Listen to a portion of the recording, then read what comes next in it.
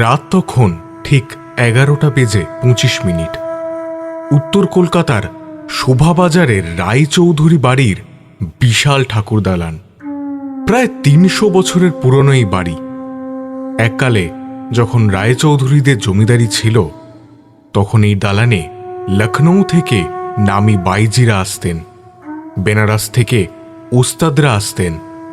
ঝাড়লণ্ঠনের নিচে হীরের আংটি পরা আঙুলগুলো মদের গ্লাস ঠুকত, আর ওয়াহ ওয়াহ রবে কেঁপে উঠত দালান। আজ আর সেই জমিদারি নেই। পলেস্তারা খসা দেওয়ালে নোনা ধরেছে, থামগুলোর গায়ে ফাটল ধরেছে, আর কড়িকাঠের ছাদে শ্যাওলা জমেছে। কিন্তু আজকের রাতের জন্য সেই সব জরাজীর্ণতাকে ঢেকে দেওয়া হয়েছে এক মায়াবী অথচ বড্ড বেশি উজ্জ্বল আলোয়। কার্তিকের মাঝামাঝি শহরের বাতাসে একটা হালকা হিমের পরশ লাগার কথা। গঙ্গার হাওয়াটা এই সময়টা বেশ মনোরম হয়, কিন্তু এই ঠাকুর দালানে ঢুকলে ঋতু বোঝার কোনো উপায় নেই।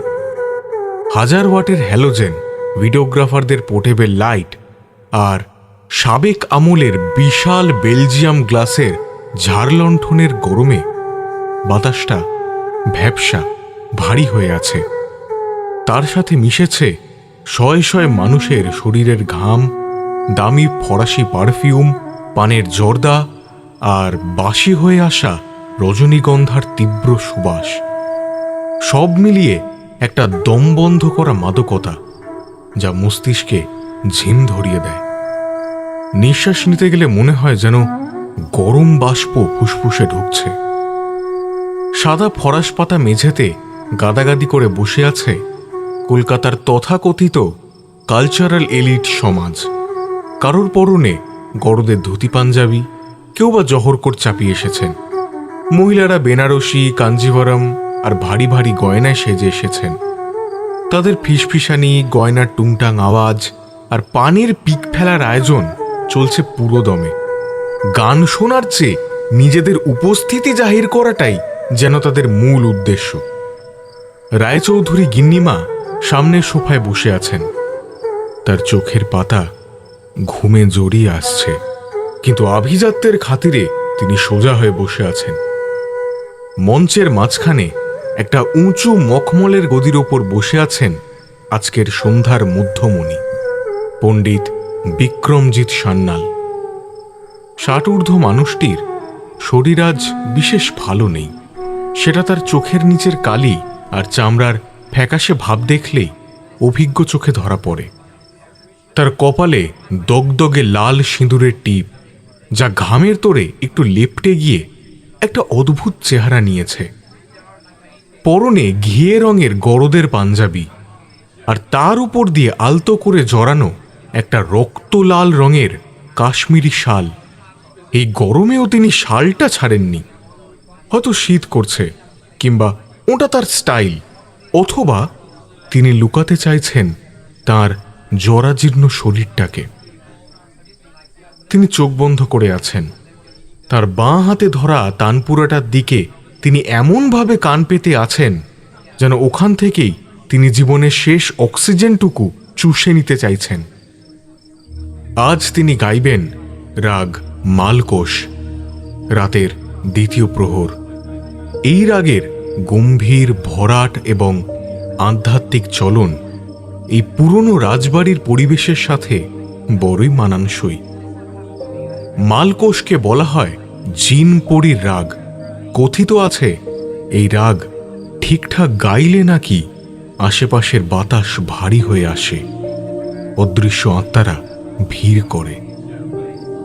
তাঁর ঠিক পেছনে তানপুরা হাতে বসে আছে তাঁর দীর্ঘদিনের শিষ্য পলাশ। ছেলেটা রোগা, চোখে চশমা, ভক্তি ভরে গুরুর দিকে তাকিয়ে আছে। আর বাঁদিকে হারমোনিয়াম নিয়ে বসেছেন প্রবীণ যন্ত্রী হরিদাসবাবু। হরিদাসবাবু বয়সের ভারে একটু কুঁজো হয়ে গেছেন, চোখে মোটা পাওয়ারের চশমা।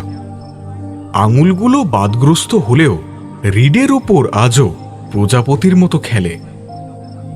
আর পণ্ডিতজির ডান দিকে বসে আছে সাগ্নিক, বছর 32-এর শান্ত নম্র চেহারা যুবক, গায়ের রং শ্যামলা, চোখে মুখে একটা বিনীত ভাব।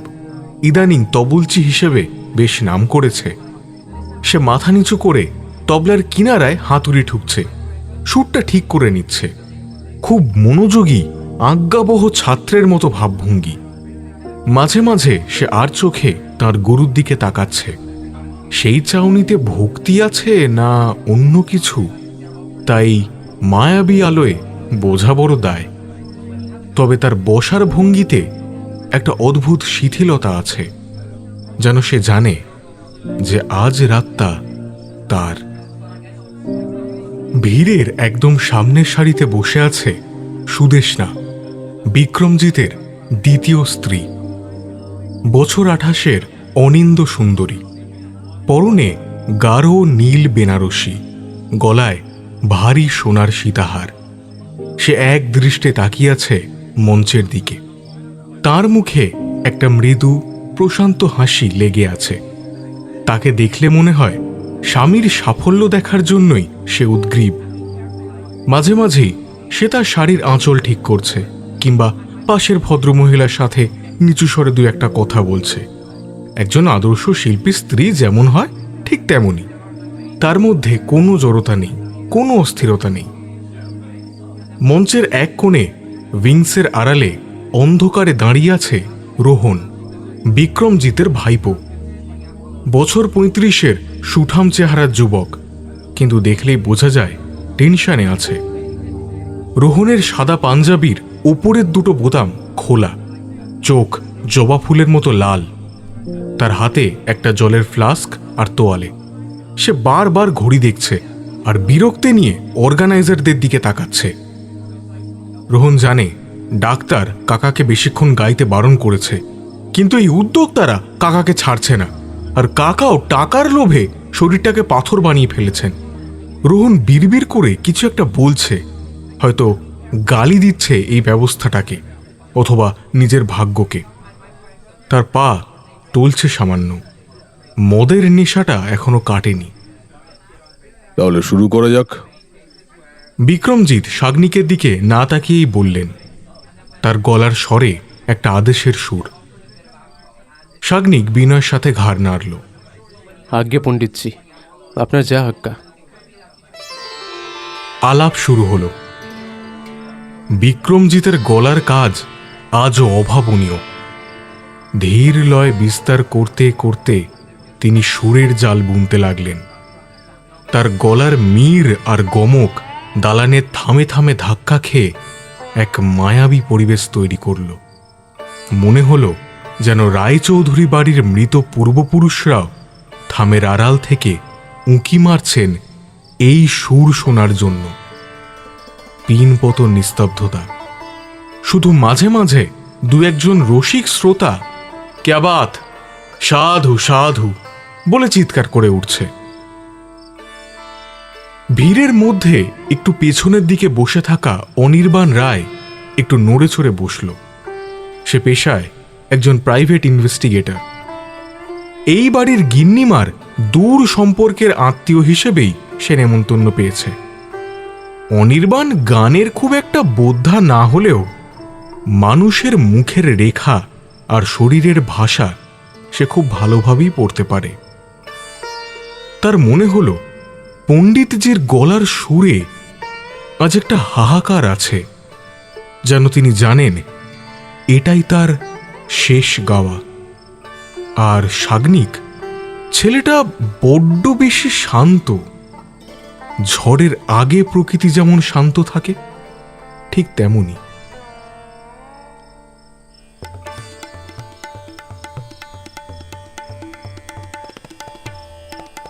গোলমালটা শুরু হলো দ্রুত লয় ঢোকার পর। সাধারণত গায়কের মেজাজ বুঝে তবলচি সঙ্গত করেন। এটাকে শাস্ত্রীয় সঙ্গীতের ভাষায় বলে সাত সঙ্গত। গায়ক যখন বিশ্রাম নেবে তখন তবলচি তার কারিকুরি দেখাবে, আবার গায়ক যখন ধরবেন তবলচি তখন ঠেকা দেবে। কিন্তু আজ শাগনিক যেন একটু অন্য মুডে আছে। বিক্রমজিৎ যেই একটু লয় বাড়াচ্ছেন, শাগনিক দ্বিগুণ উৎসাহে ঠেকা দিচ্ছে। এটা সঙ্গত হচ্ছে না, হচ্ছে রেশারেশি। সাগ্নিক যেন পণ্ডিতজিকে চ্যালেঞ্জ করছে। দেখি বুড়ো, তুমি কত দৌড়াতে পারো। অথচ তার মুখে সেই বিনীত হাসিটা লেগেই আছে, যেন সে কিছুই করছে না, শুধু গুরুর সেবা করছে। বিক্রমজিৎ বিরক্ত হলেন। তিনি ভুরু কুঁচকে সাগ্নিকের দিকে তাকালেন। সাগ্নিক কিন্তু তাকাচ্ছে না, সে নিজের মনে বাজিয়ে চলেছে। তবলার চামড়া যেন ফেটে যাবে। প্রতিটি দিন আর না যেন হাতুড়ির ঘা হয়ে বিক্রমজিতের বুকে বাজছে। গানের ফাঁকে মুখটা মাইক্রোফোন থেকে সামান্য সরিয়ে দর্শকদের অলক্ষ্যে বিক্রমজিৎ ফিসফিস করে ধমক দিলেন। লয়টা সামলা সাগনি, এটা কি রেসের মাঠ পেয়েছিস নাকি? আমার শ্বাসকষ্ট হচ্ছে, স্লো কর, স্লো কর।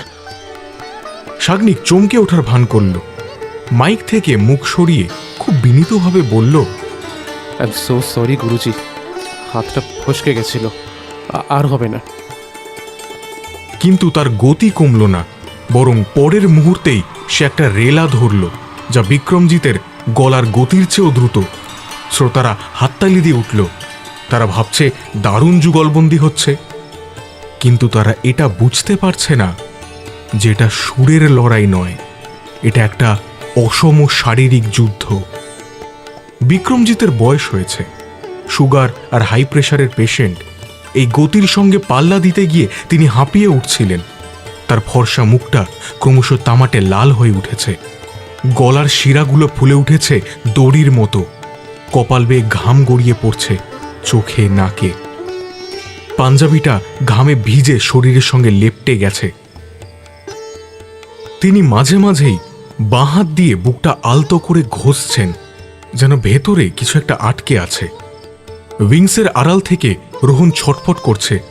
সে একবার স্টেজে উঠে আসতে চাইল, কিন্তু শিষ্য পলাশ তাকে ইশারায় বারণ করল। গান মাঝপথে থামানো অশুভ। রোহন দাঁতে দাঁত চেপে বলল, ওই তবল চিটা আজ কাকাকে মারবে, নামুক আজ স্টেজ থেকে, হাত আমি ভেঙে দেবো হারামজাদা। মঞ্চে তখন ঝড় উঠেছে। সাগ্নিকের হাত দুটো আর দেখা যাচ্ছে না, শুধু একটা ঝাপসা আবছায়া। আর বিক্রমজিৎ প্রাণপণে তান ছাড়ছেন। তার একটা জেদ চেপে গেছে। হাজার লোকের সামনে তিনি এই এতটুকু একটা ছেলের কাছে হার মানবেন না। গানের শেষ পর্যায়ে তিনি যখন তার সপ্তকে সুর চড়ালেন, মনে হলো তার বুকের ভেতরটা কেউ যেন করাতে দিয়ে চিড়ছে। একটা তীব্র যন্ত্রণা তার বুকের বাঁদিকে চিনচিন করে উঠল। পৃথিবীটা যেন একটু দুলে উঠল তার চোখের সামনে। ঝাড়লণ্ঠনের আলোগুলো ঝাপসা হয়ে এলো এক মুহূর্তের জন্য।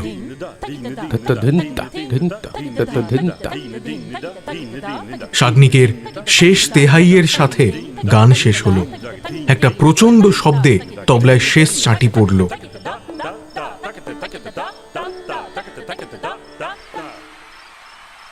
হলঘর ফেটে পড়ল করতালিতে। জয়গুরু জয়গুরু রবে ভরে গেল বাতাস। কেউ কেউ দাঁড়িয়ে উঠে অভিশান দিল। বিক্রমজিৎ বুকের বাঁদিকে হাত দিয়ে একটু ঝুঁকে বসলেন। তার শ্বাস পড়ছে হাঁপড়ের মতো। তিনি ঘেমে নে একসা। মাইকটা ধরে নিজেকে সামলানোর চেষ্টা করলেন। সাগ্নিক তবলার উপর হাত রেখে হাঁপাতে হাঁপাতে জলের বোতলটা বাড়িয়ে দিল গুরুর দিকে। জল নিন গুরুজি। বিক্রমজিৎ জলের বোতলটা নিলেন, এক চুমুক খেলেন, কিন্তু গিলতে কষ্ট হলো। তিনি বোতলটা নামিয়ে রাখলেন। স্টেজের সামনে তখন প্রচণ্ড ভিড়। উদ্যোক্তারা হিমশিম খাচ্ছেন ভিড় সামলাতে। একে একে ভক্তরা উঠে আসছে মালা পরাতে। রায়চৌধুরী বাড়ির নিয়ম, প্রধান অতিথিকে বরণ করা হবে। প্লিজ প্লিজ ভিড় করবেন না, পণ্ডিতজিকে নিঃশ্বাস নিতে দিন, ওনার শরীর খারাপ লাগছে। মাইকে চিৎকার করছেন উদ্যোক্তারা, কিন্তু বাঙালির আবেগ কবে আর নিয়ম মেনেছে। সেলফি তোলার হিড়িক পড়ে গেল। প্রথমে স্থানীয় কাউন্সিলর পরালেন একটা গাঁদা ফুলের মালা, তারপর ক্লাব সেক্রেটারি, তারপর একে একে আরও 8-10 জন বিশিষ্ট ব্যক্তি মালা পরালেন। ফুলের ভারে পণ্ডিতজির মুখ প্রায় ঢাকা পড়ে গেছে। রজনীগন্ধা, বেলফুল আর গাঁদার গন্ধে বাতাসটা আরও ভারী হয়ে উঠেছে। তিনি হাঁপিয়ে উঠছেন, হাত দিয়ে ইশারা করছেন মালাগুলো খোলার জন্য। তার দম এবার বন্ধ হয়ে আসছে। তার ঘাড়, কাঁধ, পিঠ সব ফুলে ও ব্যথা হয়ে আছে মালার ভারে। আর কেউ বাকি আছেন? আমরা এবার পণ্ডিতজিকে গ্রিন রুমে নিয়ে যাব। ঘোষক বললেন। সুদেষ্ণা এতক্ষণ নিজের জায়গায় বসেই ছিল। এবার সে ধীর পায়ে উঠে এলো। তার হাতে একটা মালা, খুব সাধারণ তবে সুন্দর, রজনীগন্ধা আর গোলাপ মেশানো। এমন ডজন খানেক মালাই আজ পণ্ডিতজির গলায় পড়েছে। সুদেষ্ণা মঞ্চে উঠে বিক্রমজিতের সামনে দাঁড়ালো। বিক্রমজিৎ ক্লান্ত চোখে স্ত্রীর দিকে তাকালেন। সুদেষ্ণা একটু হাসল, তারপর খুব স্বাভাবিকভাবে মালাটা স্বামীর গলায় পরিয়ে দিল। মালাটা পরানোর পর সে নিচু হয়ে স্বামীর পায়ে হাত দিয়ে প্রণাম করল। বিক্রমজিৎ স্ত্রীর মাথায় হাত রাখলেন। তারপর তিনি হাতটা নামিয়ে আনলেন। তার মুখে যন্ত্রণার কোনো চিহ্ন নেই, আছে শুধু অপরিসীম ক্লান্তি। তিনি একটু নড়ে চড়ে বসলেন। মালাগুলো যেন তার শরীরে কাঁটার মতো বিঁধছে, কিন্তু সেটা মালার ভারে নাকি অন্য কিছুতে তা বোঝার উপায় নেই। সুদেষ্ণা উঠে দাঁড়িয়ে স্বামীর হাত ধরল। এবার চলো। আর না, রোহান। রোহন ততক্ষণে স্টেজে উঠে এসেছে। সে কাকাকে ধরে ফেলল। চলো কাকা, আর 1 মিনিটও না। সে সুদেষ্ণার দিকে না তাকিয়েই তাকে প্রায় ঠেলে সরিয়ে দিয়ে কাকাকে ধরে গ্রিন রুমের দিকে নিয়ে গেল। সাগ্নিক তার তবলা গুছিয়ে নিয়ে খুব বিনীতভাবে পিছু পিছু এলো। তার সঙ্গে এলেন পলাশ আর হরিদাসবাবু। গ্রিন রুমটা বাড়ির দোতলায়, বেশ বড় ঘর। আগে হয়তো এখানে নাচমহল ছিল, এখন অতিথিদের জন্য সাজানো। এসি চলছে 18 ডিগ্রিতে। বিক্রমজিৎ ঢুকেই ধপ করে সোফায় বসে পড়লেন। তার সাথেই ঢুকল সুদেষ্ণা, সাগ্নিক, রোহন, পলাশ, হরিদাসবাবু এবং অনির্বাণ রায়। অনির্বাণ ভিড়ের সাথে সাথেই উঠে এসেছিল। উদ্দেশ্য গিন্নিমাকে বলে বিদায় নেওয়া, কিন্তু গিন্নিমা তখনও নিচে, তাই এই ঘরেই সে ঢুকে পড়ল। মালাগুলো খোল। দম দম বন্ধ হয়ে আসছে। বিক্রমজিৎ গোঙাতে গোঙাতে বললেন। তার গলার স্বর জড়িয়ে আসছে। ও কি গরম।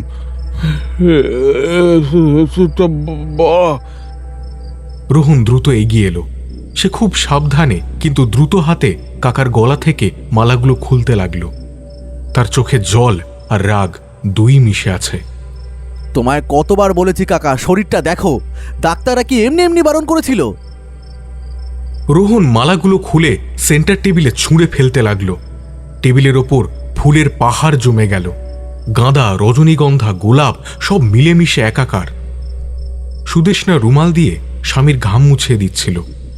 উফ, তুমি এত বকছো কেন রোহান? দেখছো তো উনি অসুস্থ। জল দাও। কই, জল দাও একটু। জল জল। বিক্রমজিৎ আবার চাইলেন। তার চোখ দুটো রক্ত জবার মতো লাল হয়ে গেছে। সাগ্নিক এতক্ষণ এক কোণে দাঁড়িয়েছিল। সে এবার এগিয়ে এসে টেবিল থেকে জলের গ্লাসটা এগিয়ে দিল। গুরুজি, জলটা খান, সব ঠিক হয়ে যাবে। বিক্রমজিৎ কাঁপা কাঁপা হাতে গ্লাসটা ধরলেন, কিন্তু জল খাওয়ার আগেই তার আঙুলগুলো অসাড় হয়ে গেল। কোনো জোর পেলেন না তিনি। গ্লাসটা হাত থেকে খসে পড়ল। ঝনঝন শব্দে কাঁচ ভেঙে ছড়িয়ে পড়ল মেঝেতে। জল গড়িয়ে পড়ল লাল কার্পেটে। তিনি দুই হাতে নিজের গলা খামচে ধরলেন। মনে হচ্ছে তার হৃৎপিণ্ডটা কেউ যেন মুঠো করে পিষে ফেলছে। ফুসফুসে বাতাস ঢুকছে না, গলার ভেতরটা জ্বলে খাক হয়ে যাচ্ছে। রোহন, মুখটা। কাকা! রোহন চিৎকার করে উঠে কাকাকে জড়িয়ে ধরল। কাকা, কাকা আমার দিকে তাকাও কাকা। কি হচ্ছে তোমার? মাগো, সুদেষ্ণা ভয় পিছিয়ে গেল। ও মাগো, তোমার কি হচ্ছে? কি হচ্ছে ওনার? ডাক্তার ডাকো। কে আছো? কে আছো? ডাক্তার ডাকো। ও মা। অনির্বাণ দ্রুত এগিয়ে গেল। সে পণ্ডিতজির নাড়ি ধরল। খুব ক্ষীণ আর অনিয়মিত, ধরপড় করছে। শরীরটা বরফের মতো ঠান্ডা হয়ে যাচ্ছে, অথচ কপালে আগুনের মতো তাপ। অনির্বাণ লক্ষ্য করল পণ্ডিতজির হাতটা বারবার বুকের দিকেই যাচ্ছে। টিপিক্যাল হার্ট অ্যাটাকের লক্ষণ। শিগগির ডাক্তার ডাকুন, উনি কার্ডিয়াক অ্যারেস্টের দিকে যাচ্ছেন। আর কেউ ওনাকে ছোবেন না, হাওয়া আসতে দিন, সরে যান। কিন্তু সময় তখন শেষ হয়ে এসেছে। বিক্রমজিতের শরীরটা দু তিনবার সজোরে ঝাঁকুনি খেল, যেন কোনো এক অদৃশ্য শক্তি তাকে আছড়ে মারছে। তারপরই হঠাৎ সব শান্ত। তার মাথাটা রোহনের কোলে ঢলে পড়ল। খোলা চোখ দুটো সিলিংয়ের দিকে তাকিয়ে রইল স্থির দৃষ্টিতে। মিনিট দশেকের মধ্যেই পাড়ার ডাক্তার ডক্টর সেন হন্তদন্ত হয়ে ছুটে এলেন। স্টেথোস্কোপ গলায় দিয়ে তিনি হুমড়ি খেয়ে পড়লেন বিক্রমজিতের ওপর। নাড়ি দেখলেন, চোখের পাতা উল্টে দেখলেন, টর্চ জেলে পিউপিল চেক করলেন। কোনো প্রতিক্রিয়া নেই। তিনি সোজা হয়ে দাঁড়িয়ে দীর্ঘশ্বাস ফেললেন, মাথা নাড়লেন। আই এম সরি, সব শেষ। Massive cardiac arrest. আমি আগেই বলেছিলাম, ওনার হার্টের যা কন্ডিশন, স্টেজেই ওনার প্রেশার শুট করেছিল নিশ্চয়ই। অতিরিক্ত ধকল আর নিতে পারলেন না। মুহূর্তের মধ্যে গ্রিন রুমটা কান্নার রোলে ভরে গেল। সুদেষ্ণা মেঝেতে আছড়ে পড়ে বিলাপ করতে শুরু করল। আমাকে ফেলে তুমি কোথায় গেলে? তার কান্না দেখে উপস্থিত সবার চোখে জল চলে এলো। আমি এখন কি নিয়ে থাকবো গো? রোহন কিন্তু কাঁদল না। সে কাকাকে ধরে পাথরের মতো বসে রইল। ওগো, চোখ খোলো একবার। তার চোখ দিয়ে জল গড়াচ্ছে, কিন্তু মুখে কোনো শব্দ নেই। সে জানে তার জীবনের সবচেয়ে বড় আশ্রয়টা আজ চলে গেল। সে একবার সুদেষ্ণার দিকে তাকালো। তার দৃষ্টিতে ঘৃণা, না সন্দেহ, না শুধুই মাতালের প্রলাপ, বোঝা গেল না। সাগ্নিক এক কোণে দাঁড়িয়ে চোখ মুছছে। আমি এখন কি নিয়ে থাকবো গো? পলাশ আর হরিদাসবাবু শোকে মুহ্যমান। ওগো, চোখ খোলো। বডি নিয়ে যাওয়ার ব্যবস্থা করুন। রাত অনেক হয়েছে, ওনাকে শান্তি দিন। অনির্বাণ এক কোণে দাঁড়িয়ে সব দেখল। আপাত দৃষ্টিতে সবকিছুই স্বাভাবিক। একজন বয়স্ক অসুস্থ মানুষ অতিরিক্ত পরিশ্রমে মারা গেছেন। ডাক্তার সার্টিফিকেট দিয়ে দিয়েছেন। পরিবারের লোকজন কান্নাকাটি করছে। এখানে কোনো রহস্য নেই, কোনো খুন নেই। অনির্বাণ বেরোনোর জন্য পা বাড়ালো। তার কাজ শেষ। কিন্তু দরজার কাছে আসতেই সে থমকে দাঁড়ালো। একটা খটকা, খুব অস্পষ্ট একটা অনুভূতি। মৃত্যুর ঠিক আগে পণ্ডিতজি যখন ছটপট করছিলেন, অনির্বাণ খুব কাছ থেকে দেখেছিল। পণ্ডিতজির ঘাড়ের বাঁদিকে কলারের ঠিক নিচটায় চামড়াটা একটু লাল হয়ে ফুলেছিল, খুব সামান্য। হয়তো মশা কামড়েছে বা মালার ভারে ছড়ে গেছে। কিন্তু অদ্ভুত ব্যাপারটা হলো, পণ্ডিতজি যখন পড়ে যাচ্ছিলেন তখন তার হাতটা বুকের দিকে ছিল না। তার হাতটা ছিল গলার কাছে, যেন তিনি কলারটা আলগা করতে চাইছিলেন। হার্ট অ্যাটাকে বুকে চাপ ধরে, কিন্তু গলার কাছে কি এমন দমবন্ধ ভাব হয়? অনির্বাণ ঘাড় ঘুরিয়ে একবার টেবিলের দিকে তাকালো। ফুলের স্তূপটা পড়ে আছে অবিন্যস্তভাবে। ওখানে কি কোনো উত্তর লুকিয়ে আছে, নাকি সে নিজেই বেশি ভাবছে? একজন ডিটেকটিভের মন সবকিছুতেই রহস্য খোঁজে। এটা হয়তো তারই প্রতিফলন। সে পকেট থেকে তার রুমালটা বের করে মুখ মুছল। হয়তো গরমের জন্যই তার মাথাটা ঠিক কাজ করছে না। সে বেরিয়ে এলো বারান্দায়। ঠান্ডা বাতাস, কিন্তু তার মনে হলো এই বাতাসের মধ্যেও কোথাও একটা পচা গন্ধ মিশে আছে। সিঁড়ি দিয়ে নামার সময় সে দেখল রোহন মাতাল পায়ে ঘর থেকে বেরিয়ে আসছে। তার চোখ দুটো জ্বলছে। সে বিড়বিড় করে বলছে, ওঠো না কাকা, নাটক করো না। আমি আর মদ খাবো না কাকা, আমি প্রমিস করছি। তুমি ওঠো। অনির্বাণ জানে না রোহন কাকে ছাড়বে না, ডাক্তারকে, উদ্যোক্তাদের, নাকি পরিবারের কাউকে। আর সেই লাল দাগটা, ওটা কি শুধুই ঘামাচি? অনির্বাণ রায় ঠাকুর দালানের ভিড়ের মধ্যে মিশে গেল, কিন্তু তার মনের ভেতরের অ্যালার্মটা বাজতে শুরু করেছে। এই মৃত্যুটা যতটা সরল মনে হচ্ছে ততটা নয়। রাত তখন 12:20। শোভাবাজারের রায়চৌধুরী বাড়ির বিশাল ঠাকুর দালানে এখন আর মালকোষের সুর নেই, নেই দর্শকদের ওয়াহ ওয়াহ ধ্বনি। কিছুক্ষণ আগের সেই জমজমাট জলসাঘর এখন যেন এক বিশাল অলংকৃত শ্মশানে পরিণত হয়েছে। 1000 ওয়াটের হ্যালোজেন আলোগুলোকে একে একে নিভিয়ে দেওয়া হয়েছে। জ্বলছে শুধু কয়েকটা টিউবলাইট আর ঝাড়লণ্ঠনের ম্লান আলো। সেই আলোয় দালানের থামগুলো দীর্ঘ ছায়া ফেলেছে মেঝের ওপর, যেন পুরনো দিনের অতৃপ্ত আত্মারা ভিড় করে দাঁড়িয়ে আছে এই মৃত্যু দৃশ্য দেখার জন্য। গ্রিন রুমের ভেতরটা এখন থমথমে। এসিটা এখনো চলছে শোঁ শোঁ করে, কিন্তু ঘরের উত্তাপ তাতে কমছে না।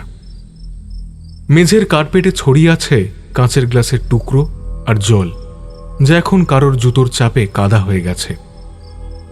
সোফার ওপর পণ্ডিত বিক্রমজিৎ সান্যালের নিথর দেহটা শুইয়ে রাখা হয়েছে। তার চোখ দুটো কেউ একজন বন্ধ করে দিয়েছে, কিন্তু মুখটা এখনো সামান্য হাঁ হয়ে আছে, যেন শেষ নিঃশ্বাসটা নিতে গিয়েও তিনি পারেননি।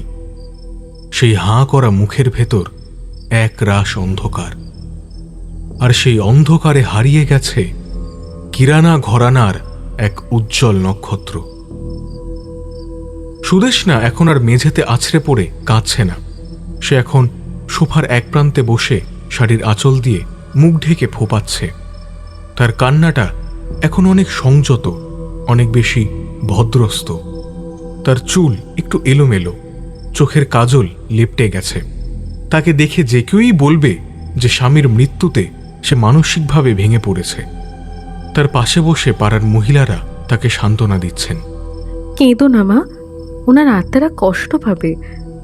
যা হওয়ার তা তো হয়েই গেছে। ভগবানের বিচার দেখো, এমন মানুষটা গান গাইতে গাইতে চলে গেলেন।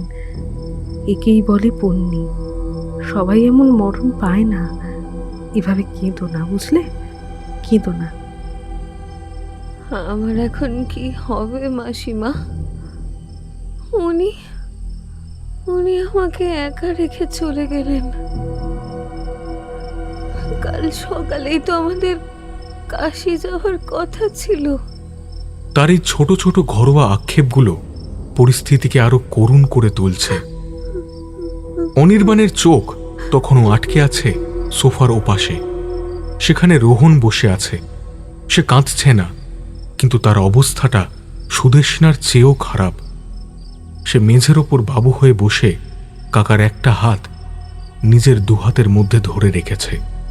তার চোখ দুটো রক্ত জবার মতো লাল, চুল উস্কো খুস্কো। মদের নেশাটা হয়তো কেটে গেছে, বা হয়তো শোকের ধাক্কায় নেশাটা আরো জাঁকিয়ে বসেছে। সে এক দৃষ্টে কাকার মুখের দিকে তাকিয়ে বিড়বিড় করছে, ছাড়বো না, আমি কাউকে ছাড়বো না। রোহনের গলাটা ভাঙা, জড়িয়ে যাচ্ছে বারবার। তাকে দেখে অনির্বাণের মনে হলো এই ছেলেটা হয়তো উচ্ছৃঙ্খল, বেপরোয়া, কিন্তু তার শোকটা মেকি নয়। এখানে কোনো অঙ্ক নেই, আছে শুধুই এক গভীর শূন্যতা। তবে অনির্বাণের এটাও মনে হলো রোহন একটু আগেই মালাগুলো খুব রাগের মাথায় ছিঁড়ে খুঁড়ে ফেলছিল। সেই রাগের বহিঃপ্রকাশ কি শুধুই কাকার শরীরের প্রতি অবহেলা দেখে, নাকি অন্য কোনো ক্ষোভ ছিল? সাগ্নিক, তবলচি ছেলেটা দরজার কাছে দাঁড়িয়ে আছে, তার কাঁধে তবলার ব্যাগ। সে চলে যাওয়ার জন্য পা বাড়ালেও যেতে পারছে না, হয়তো ভদ্রতার খাতিরে অথবা অন্য কোনো কারণে। তার চোখটা বারবার ঘুরে ফিরে আসছে সোফার দিকে, আবার পর মুহূর্তেই সে চোখ সরিয়ে নিচ্ছে। পলাশ আর হরিদাসবাবু বারান্দায় দাঁড়িয়ে বিড়ি টানছেন, তাদের চোখে মুখে আতঙ্ক আর অনিশ্চয়তা। গুরু চলে গেলেন, এবার তাদের কি হবে? জলসাঘরের আলো নিভলে সহশিল্পীদের অন্ধকারই গ্রাস করে। বাড়ির ছেলেরা ব্যস্ত হয়ে পড়েছে শেষকৃত্যের আয়োজনে। কেওড়াতলা শ্মশানে ফোন করা হয়েছে, সববাহী গাড়ি ডাকার ব্যবস্থা হচ্ছে। বরফ আনা হচ্ছে মাছের বাজার থেকে। একটা অদ্ভুত যান্ত্রিক ব্যবস্থা শুরু হয়েছে। মৃত্যু পরবর্তী এই লৌকিকতাগুলো বড্ড নিষ্ঠুর। বডিটা এবার নিচে নামাতে হবে। ডাক্তার সেন চশমাটা খাপে ভরতে ভরতে বললেন, শরীর শক্ত হওয়ার আগেই যা করার করতে হবে। রোহন, ওঠো বাবা, কাকাকে ছাড়ো। রোহন নড়ল না। সে কাকার হাতটা আরো শক্ত করে আঁকড়ে ধরল। না, আহা, ছেলে মানুষই করো না। রায়চৌধুরী বাড়ির এক বয়োজ্যেষ্ঠ কর্তা এগিয়ে এলেন। রাত বাড়ছে, দাহ কাজটা আজ রাতের মধ্যেই মিটিয়ে ফেলা ভালো। কাল আবার অমাবস্যা পড়ছে। শুভ কাজ এরকম ভাবে আটকে রাখা ঠিক নয়। শুভ কাজ? রোহন হঠাৎ চিৎকার করে উঠল। তার গলার আওয়াজে ঘরের সবাই চমকে উঠল। সুদেষ্ণার কান্না থেমে গেল। রোহন টলতে টলতে উঠে দাঁড়ালো। তার শরীরটা দুলছে। সে ডাক্তার সেনের দিকে আঙুল তুলে বলল, আপনারা কেউ কাকাকে ছোবেন না, কাকা কোথাও যাবে না। আপনারা সব কসাই কাকাকে মেরে এখন পোড়াতে চাইছেন। রোহন, তুমি এখন সেন্সে নেই, তুমি মাতাল হয়ে আছো। এটা একটা ন্যাচারাল ডেথ, হার্ট অ্যাটাক। এখানে কষাই বা মারার কথা আসছে কোথা থেকে? উনি অসুস্থ ছিলেন, তুমিও তো সেটা জানো। ন্যাচারাল? কাকা সুস্থ শরীরে গান গাইতে উঠল আর 1 ঘন্টার মধ্যে মরে গেল, আর আপনারা বলছেন ন্যাচারাল? ওই সে আঙুলটা ঘোরালো ঘরের সবার দিকে, কিন্তু নির্দিষ্ট কারোর দিকে নয়। তোমরা সবাই মিলে কাকাকে মেরেছ টাকার জন্য, শুধুমাত্র টাকার জন্য। তোমরা জানো কাকা কাল উইল করত, তাই আজই তোমরা কাকাকে সরিয়ে দিলে। সুদেষ্ণা এবার ফুঁসে উঠল। সে সোফা ছেড়ে উঠে দাঁড়ালো। তার চোখে জল, কিন্তু গলায় ঝাঁঝ। মুখ সামলে কথা বল রোহন। আমরা তোর গুরুজন। তোর কাকা মারা গেছেন, সেই শোকের সম্মানটা অন্তত রাখ। মদ্যপ অবস্থায় যা খুশি তাই বলবি। উইল নিয়ে তোর কাকা কি করতো সেটা তার ব্যাপার, কিন্তু তার জন্য আমাদের খুনি বলবি? হ্যাঁ বলবো। তুমি তো চাওনি কাকা আমাকে কিছু দিক। তুমি তো রোহনদা প্লিজ কাম ডাউন। বৌদি এমনিতেই শকড, এটা এইসব করার সময় নয়। তুই সর এখান থেকে। রোহন শাগনিককে এক ধাক্কায় সরিয়ে দিল। শাগনিক ছিটকে গিয়ে পড়ল সেন্টার টেবিলের ওপর। টেবিলের ফুলগুলো ছড়িয়ে ছিটিয়ে গেল আরো। গাঁদা ফুলের পাপড়িগুলো উড়ে গিয়ে পড়ল বিক্রমজিতের মুখের ওপর। অনির্বাণ এতক্ষণ দরজার আড়ালে দাঁড়িয়ে সব দেখছিল। তার মনে হলো পরিস্থিতি এবার তার হাতের বাইরে চলে যাচ্ছে। পারিবারিক বিবাদ, সম্পত্তি নিয়ে কাজিয়া, এসবের মধ্যে বাইরের লোকের নাক গলানো ঠিক নয়। সে ধীর পায় সিঁড়ির দিকে এগোলো। নিচে গিন্নিমা অপেক্ষা করছেন হয়তো। কিন্তু সিঁড়ির প্রথম ধাপে পা রাখতেই সে থমকে দাঁড়ালো। একটা ছবি, একটা দৃশ্য তার মাথার ভেতর বারবার রিভাইন্ড হচ্ছে। পণ্ডিতজি গান গাইছিলেন, ঘামে ভিজে যাচ্ছিল তার শরীর। বাঁ হাতটা মাঝে মাঝেই বুকে ঘষছিলেন। সেটা হার্ট অ্যাটাকের লক্ষণ। ঠিক আছে, কিন্তু শেষ মুহূর্তে মালাটা পরার পর অনির্বাণ চোখ বন্ধ করল। সে স্পষ্ট দেখতে পেল পণ্ডিতজি সোফায় বসে আছেন। জল খেতে গিয়ে গ্লাসটা ফেলে দিলেন। তারপর তিনি 2 হাত দিয়ে নিজের গলা খামচে ধরলেন। বুক নয়, গলা। তার আঙুলগুলো কলারের কাছে আঁচড় কাটছিল, যেন কিছু একটা তার গলার নলির ভেতর থেকে বন্ধ করে দিচ্ছে। যেন তিনি নিঃশ্বাস নিতে পারছেন না, বাতাসের অভাবে নয়, গলার নলি বুজে আসার কারণে। হার্ট অ্যাটাকে বুকে তীব্র ব্যথা হয়, মনে হয় হাতি পা দিয়ে চেপে ধরেছে। সেই ব্যথা বাঁ হাতে ছড়ায়, চোয়ালে ছড়ায়, কিন্তু গলার নলি বন্ধ হয়ে যাওয়া, জ্বলে যাওয়া। পণ্ডিতজি বলেছিলেন, জ্বলে যাচ্ছে, জ্বলে যাচ্ছে, সব জ্বলে যাচ্ছে। অনির্বাণ পকেট থেকে সিগারেটের প্যাকেটটা বের করল, কিন্তু ধরালো না। তার ডিটেকটিভ মন বলছে, ডাক্তার সেন ভুল করছেন। এটা সাধারণ মায়োকার্ডিয়াল ইনফেকশন নয়, এখানে অন্য কিছু আছে। হয়তো কোনো অ্যালার্জি, হয়তো কোনো খাবারের রিয়াকশন, নাকি অন্য কিছু। আর সেই লাল দাগটা ঘাড়ের কাছে, ওটা কি? অনির্বাণ আর নামল না। সে ঘুরল। তাকে একবার শেষ দেখা দেখতেই হবে। তার মনের খটকাটা যদি ভুল হয়, তবে সে শান্তিতে বাড়ি ফিরবে। আর যদি ঠিক হয়, সে আবার গ্রিন রুমের দরজায় এসে দাঁড়ালো। ঘরের ভিড়টা একটু কমেছে। রোহনকে জোর করে বারান্দায় নিয়ে গেছে শাগনিকার পলাশ। সুদেষ্ণা আবার সোফায় বসে কাঁদছে। ডাক্তার সেন ডেথ সার্টিফিকেটে সই করছেন। বডিটা এখনো সোফায় শোয়ানো। অনির্বাণ ঘরে ঢুকল। কেউ তাকে বিশেষ লক্ষ্য করল না। সে সোজা এগিয়ে গেল ডাক্তার সেনের দিকে। ডাক্তারবাবু। বলুন, আপনি এখনো যাননি? যাচ্ছি, আসলে ওনার ভক্ত ছিলাম তো, তাই মনটা মানছে না। শেষবার একটু পাটা ছুঁয়ে প্রণাম করতে পারি, আর হয়তো দেখা হবে না। তাড়াতাড়ি করুন, বরফ চলে এসেছে, বডি আমরা নিচে নামাবো। অনির্বাণ কৃতজ্ঞতার হাসি হেসে মাথা নাড়ল। সে ধীর পায়ে সোফার কাছে গেল। সুদেষ্ণা মুখ তুলে তাকালো, তারপর আবার মুখ ঢাকল। অনির্বাণ নিচু হয়ে পণ্ডিতজির পায়ে হাত দিল। শরীরটা ঠান্ডা হয়ে আসছে, কিন্তু অনির্বাণের চোখ পায়ের দিকে নয়, ঘাড়ের দিকে। সে খুব কৌশলে তার স্মার্টফোনের ফ্ল্যাশ লাইটটা অন করল। হাতটা আড়াল করে রাখল যাতে আলোটা সরাসরি কারোর চোখে না পড়ে। সে প্রণাম করার ভান করে ঝুঁকে পড়ল পণ্ডিতজির মুখের কাছে। আলোটা ফেলল ঘাড়ের বাঁ দিকে, কলারের ঠিক নিচে, যেখানে পণ্ডিতজি হাত দিয়েছিলেন। অনির্বাণের হৃৎপিণ্ডটা এক মুহূর্তের জন্য থমকে গেল।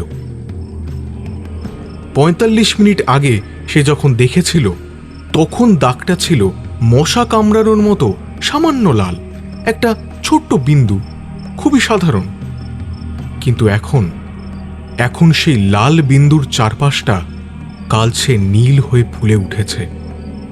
একটা ছোট 1 টাকার কয়েনের মতো জায়গা জুড়ে চামড়াটা নীল হয়ে গেছে, আর ঠিক মাঝখানে একটা অতি ক্ষুদ্র ছিদ্র, যেন খুব সরু সূঁচ বা কাঁটা ফোটানো হয়েছে। এটা কোনো সাধারণ র্যাশ নয়, এটা কোনো পোকার কামড়ও নয়। পোকা কামড়ালে জায়গাটা লাল হয়, ফুলে যায়, কিন্তু এত দ্রুত নীল হয়ে পচন ধরার মতো রং ধরে না, যদি না সেই পোকা অত্যন্ত বিষাক্ত হয়, অথবা যদি সেই কাঁটায় কোনো বিষ মাখানো থাকে। নেক্রোসিস। অনির্বাণের মাথায় শব্দটা ভেসে এলো। টিস্যু মরে যাচ্ছে, বিষক্রিয়া। কোনো সাপের বিষ বা তীব্র কেমিক্যাল শরীরে ঢুকলে এমন হয়। আর পণ্ডিতজি বলছিলেন, জ্বলে যাচ্ছে, জ্বলে যাচ্ছে, সব জ্বলে যাচ্ছে। অনির্বাণ আলোটা নেভালো। সে সোজা হয়ে দাঁড়ালো। তার কপালে বিন্দু বিন্দু ঘাম। এসিটা কি বন্ধ হয়ে গেল? এত গরম লাগছে কেন? সে ডাক্তার সেনের দিকে তাকালো। ভদ্রলোক নির্বিকার চিত্তে সার্টিফিকেট লিখছেন। Cause of death cardiac arrest. Doctor Sen হয়তো দাগটা দেখেননি, অথবা দেখলেও গুরুত্ব দেননি। তিনি তো হার্ট অ্যাটাক ভেবেই বসে আছেন। অনির্বাণের খুব ইচ্ছে হলো ডাক্তারকে কলার ধরে টেনে এনে দাগটা দেখায়, কিন্তু সে নিজেকে সামলালো। এখন চেঁচামেচি করলে প্রমাণ লোপাট হয়ে যেতে পারে, আর খুনি যদি এই ঘরেই থাকে সে সতর্ক হয়ে যাবে। খুনি শব্দটা অনির্বাণের মাথায় হাতুড়ির মতো ঘা দিল। তার মানে রোহন ঠিক বলছিল, তার মানে পণ্ডিতজিকে খুন করা হয়েছে। কিন্তু কিভাবে? স্টেজে হাজার লোকের সামনে, মালা পরানোর সময়। হ্যাঁ, মালা। অনির্বাণ ধীরে ধীরে ঘাড় ঘোরালো। তার চোখ খুঁজছে সেন্টার টেবিলটা। সেখানে ফুলের পাহাড় জমে আছে। রোহন সব মালা ছিঁড়ে খুঁড়ে একাকার করে দিয়েছে। গাঁদা, বেলফুল, রজনীগন্ধা সব দলা পাকিয়ে পড়ে আছে এখন। মেঝের কার্পেটেও ছড়িয়ে আছে ফুলের পাপড়ি। যদি কোনো মালায় বিষাক্ত কাঁটা থাকে, তবে সেই মালাটাই হলো খুনের একমাত্র প্রমাণ। অনির্বাণ ধীর পায়ে টেবিলের দিকে এগোলো। কেউ তাকে লক্ষ্য করছে না। সাগ্নিকা, রোহন বারান্দায় তর্ক করছে। সুদেষ্ণা অন্যমনস্ক। ডাক্তার সেন ফোন করছেন। অনির্বাণ টেবিলের সামনে গিয়ে দাঁড়ালো। ফুলের গন্ধে তার নাড়ি ভরে উল্টে আসার উপক্রম হলো। বাসি ফুলের গন্ধের সাথে মিশেছে এক অদ্ভুত রাসায়নিক গন্ধ। নাকি ওটা তার মনের ভুল? সে পকেট থেকে একটা কলম বের করল। হাত দিয়ে ছোবে না, কলম দিয়ে সে ফুলের স্তূপটা নাড়াচাড়া করতে শুরু করল। প্রথমে সরালো একটা মোটা গাঁদা ফুলের মালা, স্থানীয় কাউন্সিলরের দেওয়া। তারপর একটা রজনীগন্ধার মালা, সাধারণ, কোনো গোলাপ নেই। তারপর আর একটা, আরও একটা। অনির্বাণ গুনতে শুরু করল। স্টেজে সে গুনেছিল। ঠিক 10টা মালা পরানো হয়েছিল পণ্ডিতজিকে। তার স্মৃতিশক্তি ফটোগ্রাফিক, সে ভুল করে না। 1 2 3 4 5, এগুলো সব সাধারণ মালা। 6 7 8। অনির্বাণ কলম দিয়ে ফুলের স্তূপটা ওলট পালট করে দিল। টেবিলের নিচে দেখল, সোফার তলায় উকি মারল। 9টা মালা। অনির্বাণের হাত কাঁপছে। সে আবার গুনল। 1 2 3 4 5 6 7 8 9। 10 নম্বর মালাটা কোথায়? সেটা নেই। টেবিলের ওপর নেই, মেঝের কার্পেটে নেই। তাহলে ডাস্টবিনে? অনির্বাণ দ্রুত গিয়ে ডাস্টবিনটা চেক করল। খালি জলের বোতল আর টিস্যু পেপার ছাড়া কিচ্ছু নেই। অনির্বাণ স্তব্ধ হয়ে দাঁড়িয়ে রইল। তার শিরদাঁড়া বেয়ে একটা ঠান্ডা স্রোত নেমে গেল। এই ঘরটা বদ্ধ, একটাই দরজা। রোহন মালাগুলো খোলার পর কেউ সেগুলো নিয়ে বাইরে যায়নি। অনির্বাণ তো নিজে দাঁড়িয়েছিল দরজার কাছে। তা সত্ত্বেও একটা আস্ত মালা, প্রমাণসহ মালা, ভোজবাজির মতো উধাও হয়ে গেল। কি সরালো? কখন সরালো? রোহন যখন মালাগুলো খুলছিল তখন? রোহন কি রাগের মাথায় মালাটা সরিয়ে ফেললো? কিন্তু কেন? সে তো মাতাল ছিল। নাকি অন্য কেউ? বুবুর নামে সেই ভিডিওগ্রাফার ছেলেটা, সে তো দরজার কাছেই ঘুরঘুর করছিল। অনির্বাণ সুদেষ্ণার দিকে তাকালো। মহিলা এখনো কাঁদছেন, কিন্তু একটা বিষয় নিশ্চিত, মালাটা হারায়নি, ওটা সরানো হয়েছে। আর সরানো হয়েছে মানেই ডাল মে কুছ কালা হ্যায়। কেউ চায় না ওই মালাটা পরীক্ষা করা হোক। আপনি ওখানে কি করছেন? পেছন থেকে একটা ভারী গলার আওয়াজ। অনির্বাণ চমকে ঘুরে দাঁড়ালো। ডাক্তার সেন। তিনি সন্দেহজনক দৃষ্টিতে তাকিয়ে আছেন। অনির্বাণ কলমটা পকেটে ঢোকালো। সে ডাক্তার সেনের চোখের দিকে তাকালো। তার চোয়াল শক্ত হলো। এখানে যে একটা কেস শুরু হয়ে গেছে ডাক্তারবাবু। মানে কি বলতে চাইছেন আপনি? মানেটা খুব সহজ।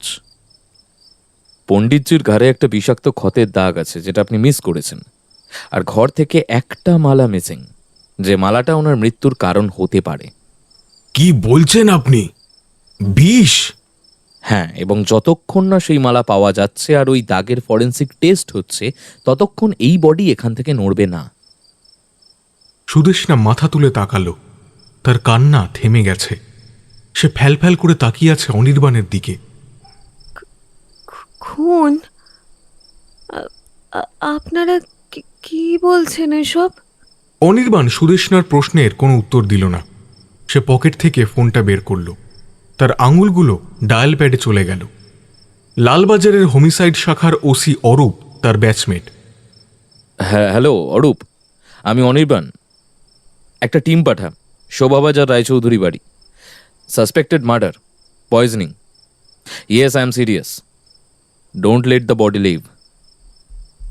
অনির্বাণ ফোনটা কানে ধরে রেখেই চোখ রাখল টেবিলের সেই শূন্য স্থানটার দিকে।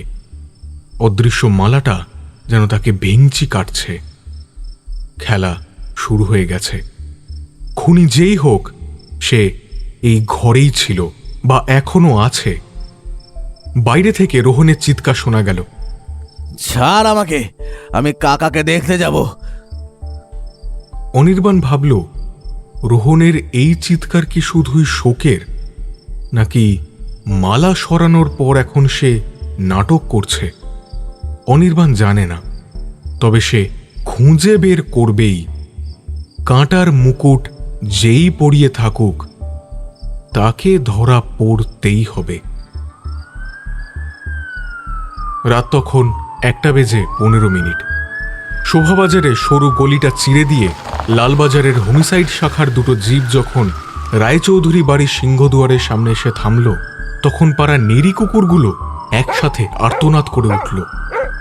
সাইরেনের নীল আর লাল আলোটা 300 বছরের পুরনো থামগুলোর গায়ে এক অদ্ভুত ভুতুরে নকশা তৈরি করল। কিছুক্ষণ আগেও যে বাড়িটা সুরের মূর্ছনায় মগ্ন ছিল, এখন সেখানে মৃত্যুর শীতলতা গ্রাস করেছে। গাড়ির দরজা খোলার শব্দ, ভারী বুটের আওয়াজ আর ওয়্যারলেস সেটের কর্কশ যান্ত্রিক শব্দে ঠাকুর দালানের নিস্তব্ধতা খান খান হয়ে গেল। ওসি অরূপ সান্যাল গাড়ি থেকে নামলেন। তার সঙ্গে 2জন সাব ইন্সপেক্টর আর 4 জন কনস্টেবল। অরূপের মুখ থমথমে। এত রাতে বন্ধু অনির্বাণের ফোন পাওয়া মানেই যে সেটা কোনো সাধারণ ঘটনা নয়, সেটা সে জানে। গ্রিন রুমের দরজার সামনে তখনও ভিড় করে আছে বাড়ির কিছু কৌতূহলী আত্মীয় আর ভৃত্য শ্রেণী। পুলিশ দেখেই তারা সসম্ভ্রমে পথ ছেড়ে দিল। অনির্বাণ দরজার ঠিক বাইরেই দাঁড়িয়েছিল, হাতে একটা আধপোড়া সিগারেট। অরূপকে দেখে সে এগিয়ে গেল না, শুধু চোখের ইশারায় ভেতরে ডাকল। কি ব্যাপার রে অনি, এত রাতে ফোন করলি কেন? বডি নাকি মুভ করতে দিচ্ছিস না? হার্ট অ্যাটাক কেসে পুলিশ ডাকার মানেটা কি? অনির্বাণ হাতে সিগারেটটা ফেলে দিয়ে জুতো দিয়ে পিষে নিভিয়ে দিল।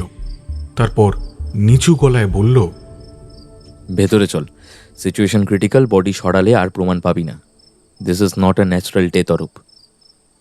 অরূপ ভুরু কুঁচকে ভেতরে ঢুকল। ঘরের দৃশ্যটা এখন আরো বেশি বিশৃঙ্খল। সোফার উপরে পণ্ডিত বিক্রমজিৎ সান্যালের নিথর দেহ। ডাক্তার সেন সোফার পাশে দাঁড়িয়ে ঘামছেন, তার চোখে মুখে বিরক্তি। সুদেষ্ণা এক কোণে বসে কাঁদছেন, তার পাশে বাড়ির অন্যান্য মহিলারা। রোহন বারান্দার রেলিং ধরে দাঁড়িয়ে আছে, তার চোখ দিয়ে যেন আগুন বেরোচ্ছে। সাগ্নিক, পলাশ আর হরিদাসবাবু দেয়াল ঘেঁষে জড়সড় হয়ে দাঁড়িয়ে। অনির্বাণ ইশারায় অরূপকে বডিটা দেখালো। ঘাড়ের বাম দিকটা দেখ, কলারের নিচের দিকে। অরূপ পকেট থেকে তার শক্তিশালী টর্চটা বের করল। আলোটা ফেলল পণ্ডিতজির ঘাড়ে। সেই কালছে নীল দাগটা এখন আরো স্পষ্ট হয়েছে। চামড়ার নিচে রক্ত জমে জায়গাটা ফুলে উঠেছে, আর ঠিক মাঝখানে সেই সূক্ষ্ম ছিদ্র। অরূপ ডাক্তার সেনের দিকে তাকালো। এটাকে আপনি হার্ট অ্যাটাক বলেছিলেন ডাক্তারবাবু? মানে সিমটমস তো তাই ছিল, বুকে ব্যথা, ঘাম, শ্বাসকষ্ট আর ওনার হিস্ট্রিও আছে। সিমটমস অনেক কিছুরই এক হতে পারে ডাক্তারবাবু, কিন্তু এই নেক্রোসিস, এটা কি মশার কামড়ে হয়েছে? চামড়া পচে যাচ্ছে, দেখতে পাচ্ছেন না? সাব ইন্সপেক্টর বোস, বডি সিজ করো এক্ষুনি, পোস্টমর্টম হবে। আর এই ঘরটাকে সিল করো, কেউ বাইরে যাবে না। সকালে ফোন জমা দিন। মুহূর্তের মধ্যে ঘরের আবহাওয়া বদলে গেল। পুলিশ কনস্টেবলরা দ্রুত হাতে কাজ শুরু করলো। সবার ফোন কেড়ে নেওয়া হলো। কেউ প্রতিবাদ করার সাহসটুকু পেল না। শুধু রোহন একবার ঘুরে তাকালো, কিন্তু কিছু বলল না। Murder weapon? বন্দুক, ছুরি? না, মালা, 10 নম্বর মালাটা, গোলাপ আর রজনীগন্ধার। ওটাই সম্ভবত বিষের উৎস। ওটাই ঘরেই ছিল, কিন্তু এখন নেই। অরূপের চোখ সরু হয়ে গেল। সে টুপিটা খুলে টেবিলে রাখল, তারপর ঘুরে তাকালো ঘরের মানুষগুলোর দিকে। তার দৃষ্টি শিকারী বাঘের মতো। মৃত্যুর সময় এই ঘরে কে কে ছিল? সবাই একে অপরের দিকে তাকালো। কেউ কোনো কথা বলছে না। অনির্বাণ বলল, রোহন সান্যাল ওনার ভাইপো, সুদেষ্ণা দেবী ওনার স্ত্রী, আর এই তবলচি শাগ্নিক ঘোষ, আর ওই 2জন যন্ত্রশিল্পী পলাশ আর হরিদাসবাবু, আর আমি ছিলাম। গুড। মানে আপনারা সবাই সাসপেক্ট। যতক্ষণ না মালা পাওয়া যাচ্ছে কেউ এখান থেকে নড়বেন না। অরূপ প্রথমে এগিয়ে গেল রোহনের দিকে। রোহন তখনও টলছে। তার পাঞ্জাবির হাতা গোটানো, চুল উস্কো খুস্কো। তাকে দেখলেই বোঝা যায় যে সে স্বাভাবিক অবস্থায় নেই। নাম? রোহন সান্যাল। রোহন চিবিয়ে চিবিয়ে বলল। তার গলায় কোনো ভয় নেই, আছে এক ধরনের বেপরোয়া ভাব। মৃতের ভাইপো। শুনলাম আপনিই নাকি মালাগুলো ছিঁড়ে খুঁড়ে ফেলেছেন? অরূপ সরাসরি আক্রমণে গেল। রোহন হাসল, একটা শুকনো মাতাল হাসি। হ্যাঁ, ফেলেছি। ওই জঞ্জালগুলো কাকার দম বন্ধ করে দিচ্ছিল, আমি ফেলেছি। বেশ করেছি। তাতে কি আমি খুনি হয়ে গেলাম? সেটা আদালত ঠিক করবে। কিন্তু এটা জেনে রাখবেন, প্রমাণ লোপাট করাটা একটা অপরাধ। আর ওই বিশেষ মালাটা, ওটা কোথায়? ওটা আপনিই সরিয়েছেন, তাই না? আমি? রোহন এবার চিৎকার করে উঠল। সে টলতে টলতে অরূপের মুখের কাছে চলে এলো। আপনার তো সাহস কম নয়। আমি আমার কাকাকে মারব? কাকা আমাকে নিজের ছেলের মতো দেখতো। আরে খুন তো করেছে ওই মহিলা। সে আঙুল তুলল সুদেষ্ণার দিকে। ওর দিকে তাকান, দেখুন কেমন মরা কান্না কাঁদছে ও। ও জানে মালাটা কোথায়, ওই তো পড়িয়েছিল। আমি তো শুধু কাকার কষ্ট কমানোর জন্য মালাগুলো খুলেছিলাম। সুদেষ্ণা এবার ফুঁসে উঠল। সে সোফা ছেড়ে উঠে দাঁড়ালো। তার কান্না ভেজা চোখে এখন রাগের ঝিলিক। অফিসার, দেখুন ও কি বলছে। আমি নাকি আমার স্বামীকে? আমি আমি মালা পরিয়েছি ঠিকই, কিন্তু ওনার মৃত্যুর জন্য আমি দায়ী। রোহন, তুই এত নিচে নামবি আমি ভাবিনি। মালাগুলো তো তুই রাগের মাথায় ছিঁড়ে ফেললি। বললি এসব নাটক আর চলবে না। তুই তো মালাগুলো জানলার দিকে ছুঁড়ে মেরেছিলি। মিথ্যে কথা। আমি টেবিলে রেখেছিলাম। তুই এখন আমাকে ফাঁসানোর চেষ্টা করছিস। থামুন, এটা মাছের বাজার নয়। মিস্টার সান্যাল, আপনি বলেছেন আপনি টেবিলে রেখেছিলেন। মিসেস সান্যাল বলছেন আপনি ছুঁড়ে ফেলেছিলেন। সত্যিটা তো মালা পেলেই তখন বোঝা যাবে। সার্চ করো পুরো ঘর, ইঞ্চিতে ইঞ্চিতে সার্চ করবে। ডাস্টবিন, কার্পেট, সোফা, কুশন, জানলার কার্নিশ, সব কিছু। অরূপ কনস্টেবলদের ইশারা করল। পুলিশের লোকেরা শুরু করলো তল্লাশি। অনির্বাণ একপাশে দাঁড়িয়ে দেখছিল। ফুলের স্তূপটা এবার অফিসিয়ালি লণ্ডভণ্ড করা হলো। কনস্টেবলরা গ্লাভস পরে পাপড়িগুলো আলাদা করতে লাগলো। গাঁদা, বেলফুল, রজনীগন্ধার হাজার হাজার পাপড়ি ছড়িয়ে পড়ল মেঝেতে। ঘরের বাতাসে ফুলের গন্ধের সাথে মিশে গেল ঘাম আর ভয়ের গন্ধ। সোফা উল্টে দেখা হলো, কুশনের কভার খোলা হলো, এসি মেশিনের ভেন্ট চেক করা হলো, বাথরুমের ফ্লাশ ট্যাঙ্ক, কোমোড, বেসিন সব চেক করা হলো, কিন্তু সেই লাল গোলাপের মালা কোথাও নেই। অনির্বাণ জানলার কাছে গেল। গ্রিন রুমের জানলাগুলো সব বন্ধ, পুরনো আমলের খড়খড়ি দেওয়া জানলা, তাতে আবার ভারী পর্দা। বাইরে থেকে খোলা অসম্ভব, আর ভেতর থেকেও কেউ খোলেনি, কারণ এসি চলছে। তাহলে মালাটা গেল কোথায়? বাতাসে মিলিয়ে গেল নাকি? অরূপ হতাশ হয়ে ফিরে এলো। না, পাওয়া গেল না। মিস্টার সান্যাল, মালাটা আপনিই সরিয়েছেন। হয় আপনি ওটা নষ্ট করে ফেলেছেন, নয়তো কোথাও লুকিয়ে ফেলেছেন। আপনি ছাড়া আর কেউ মালাগুলো ধরেনি। বিশেষ করুন আমি শুধু খুলে টেবিলে রেখেছিলাম। তারপর কাকা যখন জল চাইলো, আমি জলের গ্লাসটা... রোহন আর কথা বলতে পারল না। সে দু হাতে মুখ ঢেকে বসে রইল। অনির্বাণ এবার সাগ্নিকের দিকে তাকালো। ছেলেটা অদ্ভুত রকমের শান্ত। অন্যরা যখন চেঁচামেচি করছে, নিজেকে নির্দোষ প্রমাণ করার চেষ্টা করছে, সাগ্নিক তখন দেওয়াল ঘেঁষে চুপচাপ দাঁড়িয়ে আছে। তার কপালে বিন্দু বিন্দু ঘাম। ঘরের এসি 18-তে চলছে, তাও সে ঘামছে। অনির্বাণ অরূপের কানে কানে কিছু একটা বলল। অরূপ মাথা নেড়ে সাগ্নিকের দিকে ঘুরল। এই যে আপনি, আপনার নাম? আগে আগে শাগনিক বোস। কি করেন?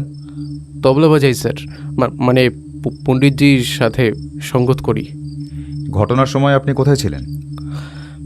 আমি তো এখানেই ছিলাম স্যার। জল এগিয়ে দিয়েছিলাম গুরুজিকে। আপনার কাঁধে ওটা কি? এটা তবলার ব্যাগ স্যার, ইনস্ট্রুমেন্ট আছে। অনির্বাণের চোখ চকচক করে উঠল। একটা মালা দলা পাকালে খুব বেশি জায়গা নেয় না। তবলার ব্যাগের ভেতর অনায়াসেই লুকিয়ে রাখা যায়। ব্যাগটা নামান, টেবিলে রাখুন। সাগ্নিক একটু ইতস্তত করল। তার হাত কাঁপছে। স্যার, খুব দামি ইনস্ট্রুমেন্ট আছে। টিউনিং কিন্তু নষ্ট হয়ে যাবে। টিউনিংয়ে নিকুচি করেছে, নামান বলছি, নাকি ওটা থানা থেকে এসে নামাবে? কনস্টেবল ধমক দিল। সাগ্নিক কাঁপতে কাঁপতে ব্যাগটা টেবিলের উপর রাখল। অরূপ ইশারা করতেই কনস্টেবল ব্যাগের চেন খুলল। অনির্বাণ এগিয়ে এলো। সে দেখতে চায় ভেতরে কি আছে। সাগ্নিকের হৃদস্পন্দন যেন বাইরে থেকে শোনা যাচ্ছে। ব্যাগের ভেতর দুটো খোপ, একটাতে ডায়া, অন্যটাতে বাঁয়া। কনস্টেবল তবলা দুটো বের করে আনল। ভেতরটা ফাঁকা। কনস্টেবল হাত ঢোকালো ব্যাগের ভেতরে। একে একে বের করল তবলার গদি, হাতুড়ি আর পাউডারের কৌটো। মালা নেই। কনস্টেবল তবলার বাঁয়ার পেছনের ফাঁকা অংশটাতেও টর্চ মারল। না, কিচ্ছু নেই। অনির্বাণ একটু হতাশ হলো। সে ভেবেছিল হয়তো এখানেই পাওয়া যাবে। সাগ্নিকের পকেট চেক করা হলো। মানিব্যাগ, রুমাল, চাবি আর একটা ছোট গোল প্লাস্টিকের কৌটো। এটা কি? অরূপ কৌটোটা হাতে নিয়ে খুলল। সাদা রঙের ক্রিম। হাতে ক্রিম স্যার, বাজাতে গেলে হাতে খুব চাপ পড়ে তো চামড়া ফেটে যায়, তাই ওই ময়শ্চারাইজার। বিচিত্র সব শখ, মেয়েদের মতো ক্রিম মাখছে, যত সব। অরূপ বিরক্ত হয়ে কৌটোটা ফেরত দিল। পলাশ আর হরিদাসবাবুর ঝোলা চেক করা হলো। পলাশের ঝোলায় গানের খাতা আর পানের কৌটো ছাড়া কিচ্ছু নেই। হরিদাসবাবুর ব্যাগেও কিছু নেই। সুদেশনার হ্যান্ডব্যাগ চেক করা হলো। লিপস্টিক, টিস্যু আর কিছু ওষুধ। কোথাও মালা নেই। তাহলে মালাটা গেল কোথায়? বন্ধ ঘর থেকে একটা প্রমাণ উধাও হয়ে গেল। কেউ সরিয়েছে অরূপ, এবং সে খুব বুদ্ধি করে সরিয়েছে। বাথরুমে ফ্লাশ করে দেয়নি তো? দেখ, আমি চেক করেছিলাম, কিন্তু পাইপের ভেতরে আটকে থাকতে পারে। পুলিশ আবার বাথরুম চেক করল, কিন্তু না, সেখানেও কিছু নেই। এবার রোহন হঠাৎ হাসতে শুরু করল। হিস্টিরিয়াগ্রস্তের মতো হাসি। পাবে না, পাবে না, তোমরা কিচ্ছু পাবে না। সব শয়তানি বুদ্ধি। ওই ডাইনিটা সব প্ল্যান করেছে, আমাকে ফাঁসানোর জন্য মালাটা গায়েব করে দিয়েছে, আর তোমরা আমাকেই ধরছো। চুপ করুন আপনি মিস্টার সান্যাল। আপনিই একমাত্র ব্যক্তি যিনি মালাগুলো স্পর্শ করেছিলেন খোলার সময়। আপনি কিন্তু প্রাইম সাসপেক্ট। আমি? আরে কাকা তো আমাকে ভালোবাসতো, আমি কেন মারবো ওই মহিলাটা? ব্যাস, এসব ভালোবাসা ঘৃণার গল্প আদালতে হবে। এখন আপনাকে আমাদের সঙ্গে থানায় যেতে হবে, চলুন। দুজন কনস্টেবল রোহনকে ধরে ফেলল। রোহন হাত পা ছুটতে লাগলো। আমি যাব না, আমি যাব না, কাকাকে ছেড়ে আমি যাব না।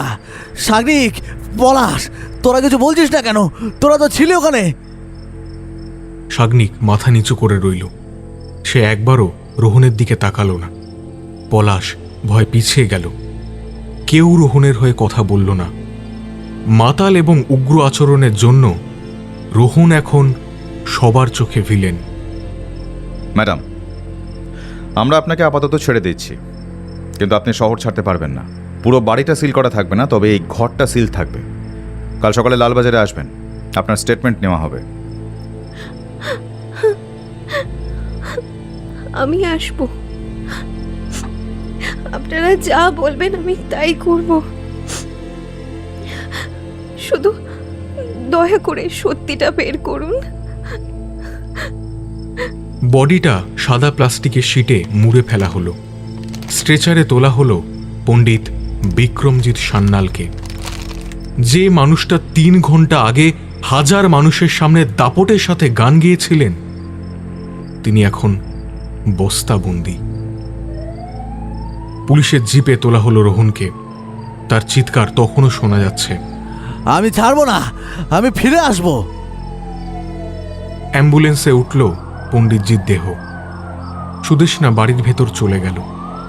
আজ রাতটা তিনি এই বাড়িতেই কাটাবেন। সাগনিক তার বাইক নিয়ে দ্রুত বেরিয়ে গেল। বাড়িটা এখন জনশূন্য। শুধু ছড়িয়ে ছিটিয়ে থাকা ফুলের পাপড়ি আর ভাঙা কাঁচের টুকরো, আর সেই বাসি রজনীগন্ধার গন্ধে মিশে থাকা এক অজানা রহস্য। অনির্বাণ গেটের বাইরে এসে দাঁড়ালো। রাত প্রায় শেষ হয়ে আসছে। ভোরের আলো ফুটতে আর দেরি নেই। কেসটা আপাত দৃষ্টিতে সহজ। এক মাতাল ভাইপো, পারিবারিক অশান্তি আর রাগের মাথায় খুন। পুলিশ রোহনকে চার্জশিট দেবে। মালা পাওয়া যায়নি, মানে রোহনই সেটা নষ্ট করে ফেলেছে। এটাই হবে পুলিশের থিওরি। কিন্তু অনির্বাণের মন মানছে না। রোহনের ওই বেপরোয়া ভাব, যে খুন করে সে কি এত চেঁচায়, নাকি সে ভয় পায়? অনির্বাণ পকেট থেকে ফোনটা বের করল। তাকে বুবুনের সাথে যোগাযোগ করতে হবে। ওই ভিডিওগ্রাফার ছেলেটা, তার ক্যামেরায় যদি কিছু ধরা পড়ে থাকে। মানুষের চোখ আবেগের বশে ভুল দেখতে পারে, কিন্তু লেন্সের কাঁচ কখনো মিথ্যে বলে না। পুলিশ যখন সবার নাম্বার নোট ডাউন করছিল, তখন অনির্বাণও নোট করে নিয়েছিল। সে বুবুনের নাম্বারটা খুঁজে বের করল, তারপর মেসেজ টাইপ করল। বুবুন, কাল সকালে পুলিশ স্টেশনে দেখা করবি। ফুটেজটা কিন্তু আমার চাই। রাস্তার ওপারে একটা কাক ডেকে উঠল। ভোরের প্রথম আলো ফুটছে। অনির্বাণ গাড়িতে স্টার্ট দিল। খেলা এখনো শেষ হয়নি, সবে শুরু হলো।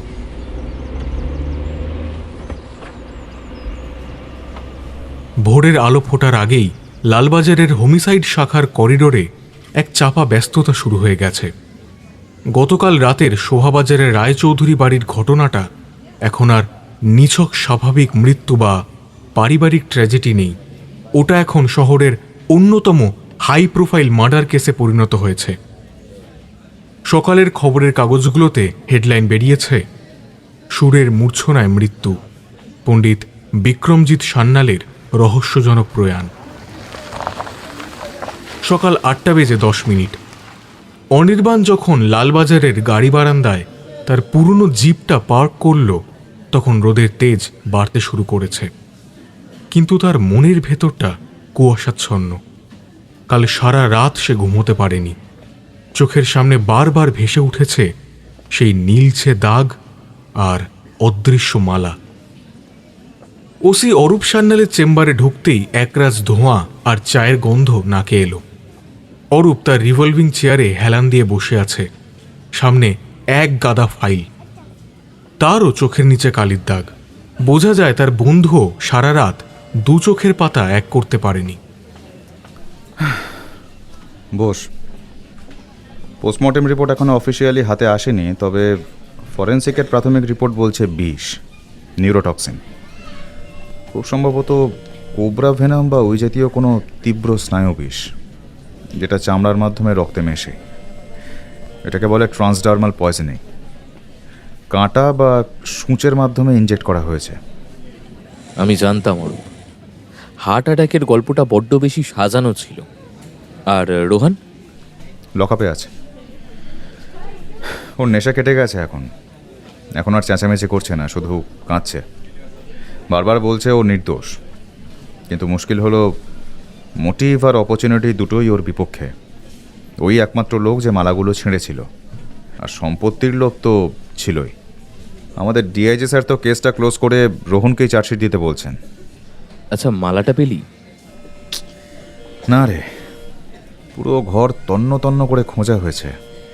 জিপে তোলার আগে রোহনের বডি সার্চ করা হয়েছে, এমনকি বাথরুমের পাইপ লাইনেও চেক করা হয়েছে। কিচ্ছু নেই। মালাটা যেন একেবারে হাওয়ায় মিলিয়ে গেছে। রোহন যদি সরিয়ে থাকে, তাহলে ও মালাটা এমন একটা জায়গায় ফেলেছে যেটা আমরা খুঁজেই পাচ্ছি না। স্যার, ওই ভিডিওগ্রাফার ছেলেটা এসেছে, বুবুন। আপনি ডেকে পাঠিয়েছিলেন? অনির্বাণের মেরুদণ্ড সোজা হয়ে গেল। সে জানে এই ছেলেটাই এখন তাদের তুরুপের তাস। মানুষের চোখ ভুল করতে পারে, আবেগ দিয়ে বিচার করতে পারে, কিন্তু ক্যামেরার লেন্স নিরাসক্ত। সে সত্য ছাড়া আর কিচ্ছু দেখে না। নিয়ে এসো এক্ষুনি। মিনিট দুয়েকের মধ্যেই বুবুন ঘরে ঢুকল। বছর 22-23-এর ছেলে, চেহারায় বিধ্বস্ত ভাব। পরনে একটা টি শার্ট আর গেঞ্জি, কাঁধে ল্যাপটপ ব্যাগ। পুলিশ স্টেশনের গম্ভীর পরিবেশ, উর্দি পরা লোকজন আর ওয়্যারলেসের শব্দে সে বেশ ঘাবড়ে গেছে। অনির্বাণকে দেখে সে একটু স্বস্তি পেল, যেন মাছ দরিয়ায় খড়কুটো পেয়েছে। অরূপ সরাসরি জিজ্ঞেস করল, তার গলায় পুলিশের আশভারী ভাব।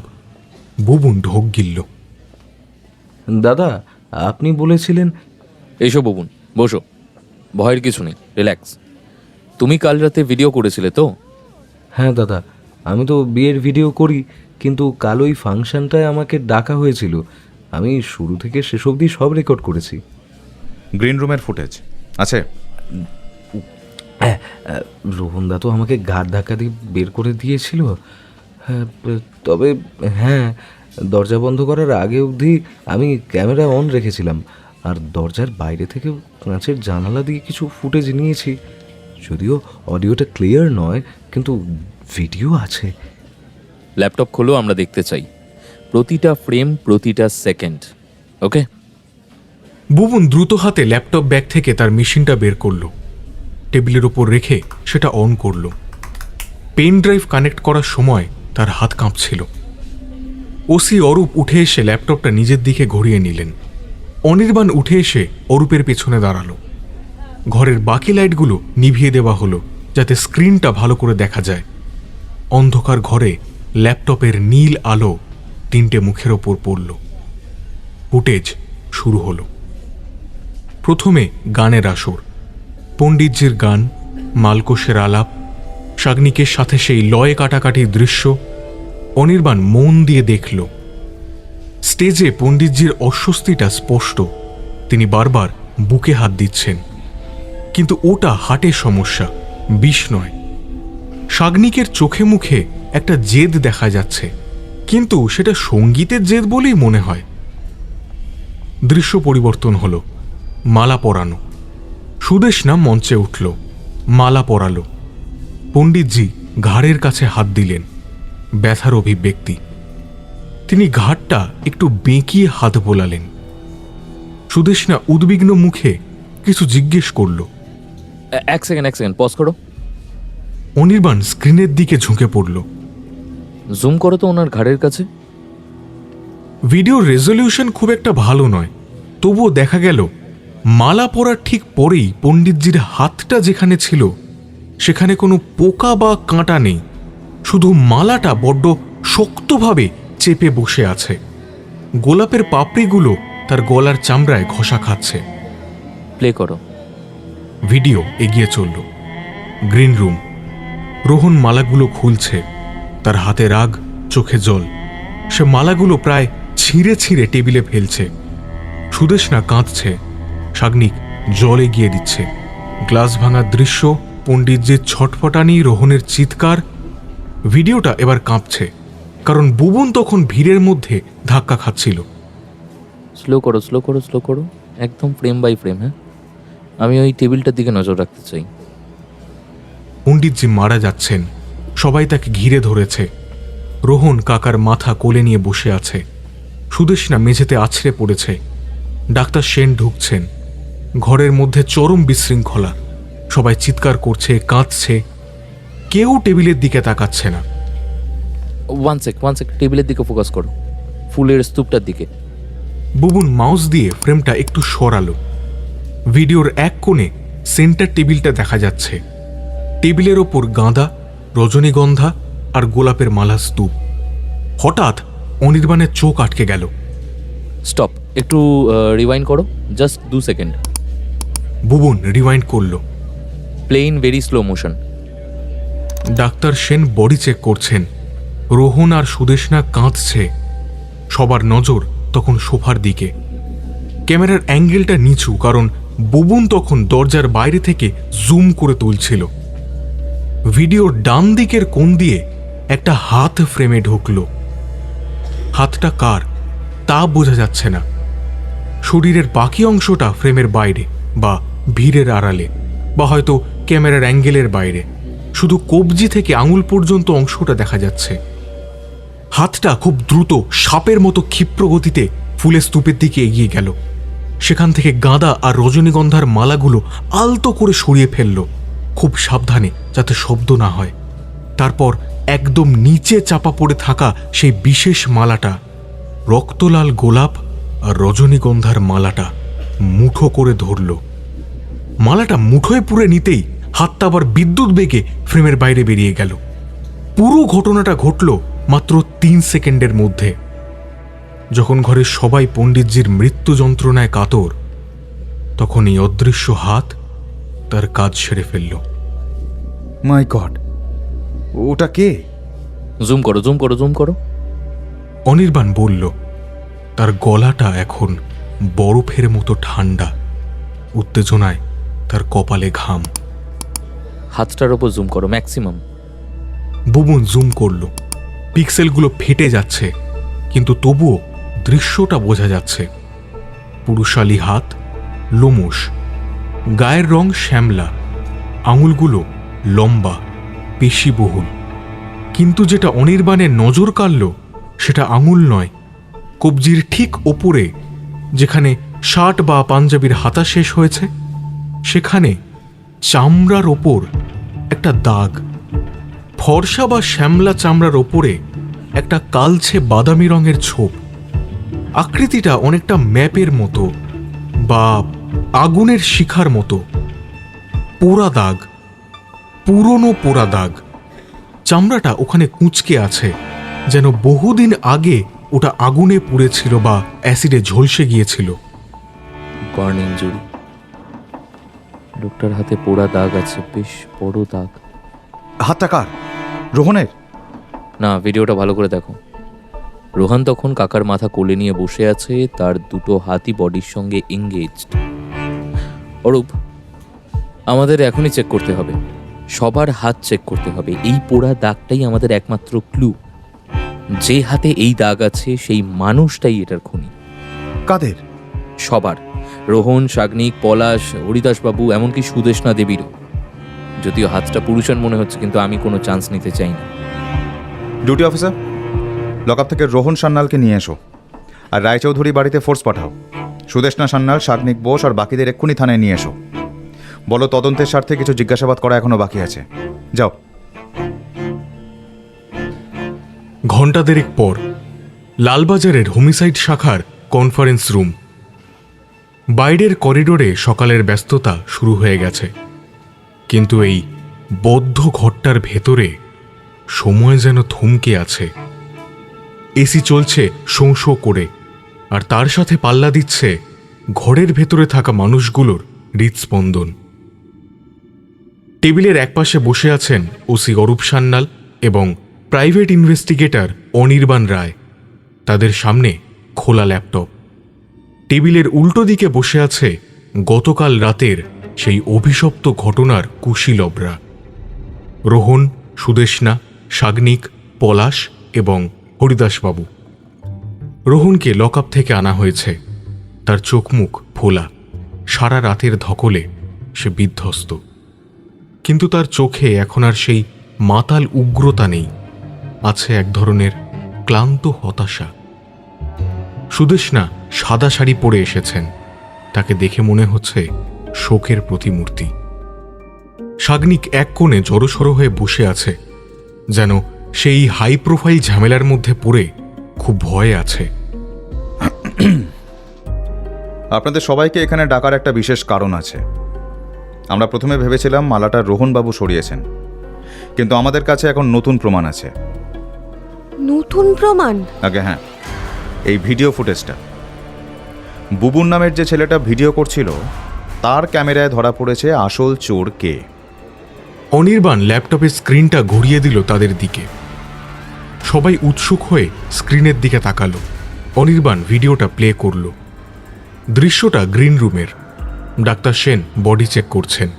রোহন কাকার মাথা কোলে নিয়ে কাঁদছে। সুদেষ্ণা মেঝেতে, চরম বিশৃঙ্খলা। ঠিক সেই সময় ভিডিওর ডান দিকের কোণ দিয়ে একটা হাত ফ্রেমে ঢুকল।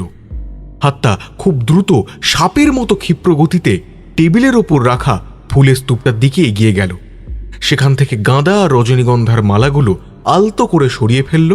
তারপর একদম নিচে চাপা পড়ে থাকা সেই বিশেষ মালাটা, রক্তলাল গোলাপ আর রজনীগন্ধার মালাটা মুঠো করে ধরল, এবং পর মুহূর্তেই হাতটা মালাশুদ্ধ ফ্রেমের বাইরে বেরিয়ে গেল।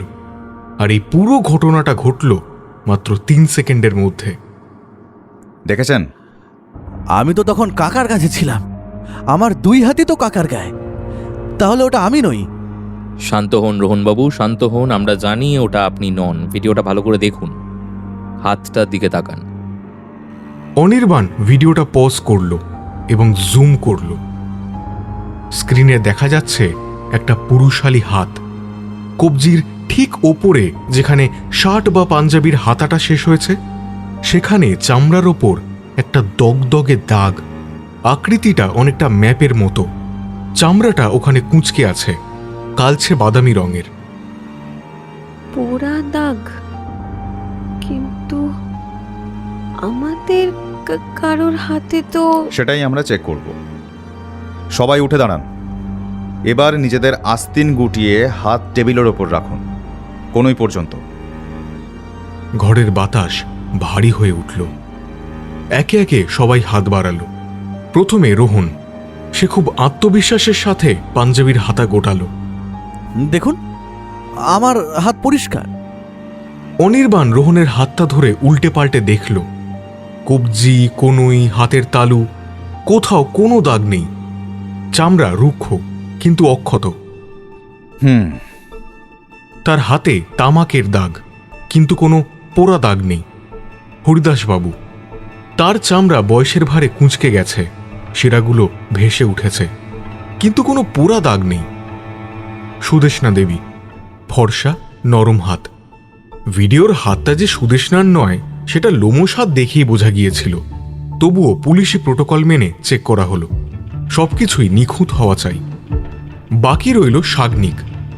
শাগনিক এতক্ষণ মাথা নিচু করে বসেছিল। অরূপ তার সামনে গিয়ে দাঁড়ালো। হাত তোলো হে। শাগনিক ধীরে ধীরে হাত দুটো টেবিলের ওপর রাখল। সে আজ একটা খুব সস্তা পুরনো চেক শার্ট পরেছে। বোতামগুলো একটু ঢিলে। সে কাঁপতে কাঁপতে বাঁ হাতের বোতাম খুলল, হাতাটা কোনই পর্যন্ত গুটিয়ে দিল। অনির্বাণ খুব মনোযোগ দিয়ে দেখল, শ্যামলা হাত, আঙুলের ডগায় কড়া পড়া, তবলচিতে যেমন হয়, কবজির কাছে কিছু রোম। ভিডিওর হাতের সাথে এর গঠনগত মিল আছে, কিন্তু কোনো দাগ নেই। চামড়া একদম মসৃণ, কোথাও কোনো পোড়া দাগ, কাটা দাগ বা পুরনো কোনো ক্ষতের চিহ্ন মাত্র নেই। ডান হাতটাও দেখি। সাগ্নিক ডান হাতটাও দেখালো, সেটাও পরিষ্কার। অনির্বাণ হতাশ হয়ে সাগ্নিকের হাতটা ছেড়ে দিল। না অরূপ, কিচ্ছু নেই। তাহলে তাহলে এবার কি হবে? ভিডিও কি মিথ্যে বলছে, নাকি আমার চোখ খারাপ হয়ে গেল? অরূপ কপালে হাত দিয়ে বসে পড়ল। সে আবার ল্যাপটপের দিকে তাকালো। ভিডিওতে দাগটা স্পষ্ট, একদম দগদগে পোড়া দাগ। ওটা ভুল হতে পারে না। ভিডিওর হাতটা কার? যদি আমাদের কারণ না হয় তবে কি বাইরের লোক। এটা ছাড়া আর কোনো ব্যাখ্যা নেই। অনির্বাণ একবার সাগ্নিকের দিকে তাকালো। ছেলেটা এখনো ভয়ে কাঁপছে। তুমি ঠিক আছো সাগ্নিক? হ্যাঁ হ্যাঁ হ্যাঁ হ্যাঁ স্যার, আসলে পুলিশ স্টেশন আগে তো কখনো আসেনি, তাই আমার আমার আমার খুব ভয় করছে স্যার। আমার মা অসুস্থ, বাড়িতে একা। আমি আমি আমি কি যেতে পারি? সাগ্নিকের এই অসহায় ভাব দেখে অনির্বাণের মায়া হলো। ছেলেটা নিতান্তই সাধারণ, বড় লোকেদের এই ঝামেলার মধ্যে পড়ে পিষে যাচ্ছে বেচারা। হ্যাঁ, তুমি যেতে পারো, তবে শহর ছাড়বে না কিন্তু। হ্যাঁ, দরকার হলে আবার ডাকা হবে। Thank you thank you thank you sir. আমি আমি আমি আমি আসছি আমি আসছি সে দ্রুত পায়ে ঘর থেকে বেরিয়ে গেল। সাগ্নিক চলে যাওয়ার পর অরূপ রোহনের দিকে ফিরল। রোহনবাবু, ভিডিও প্রমাণ করছে আপনি মালা সরাননি এবং আপনার হাতে দাগও নেই, তাই খুনের অভিযোগ থেকে আপনাকে আপাতত রেহাই দেওয়া হচ্ছে। কিন্তু প্রমাণ লোপাটের চেষ্টা এবং মাতলামি করে সিন ক্রিয়েট করার জন্য আপনার ওপর নজরদারি থাকবে। আপনিও শহর ছাড়তে পারবেন না। আমি কথা দিচ্ছি অফিসার, আমি কোথাও যাব না।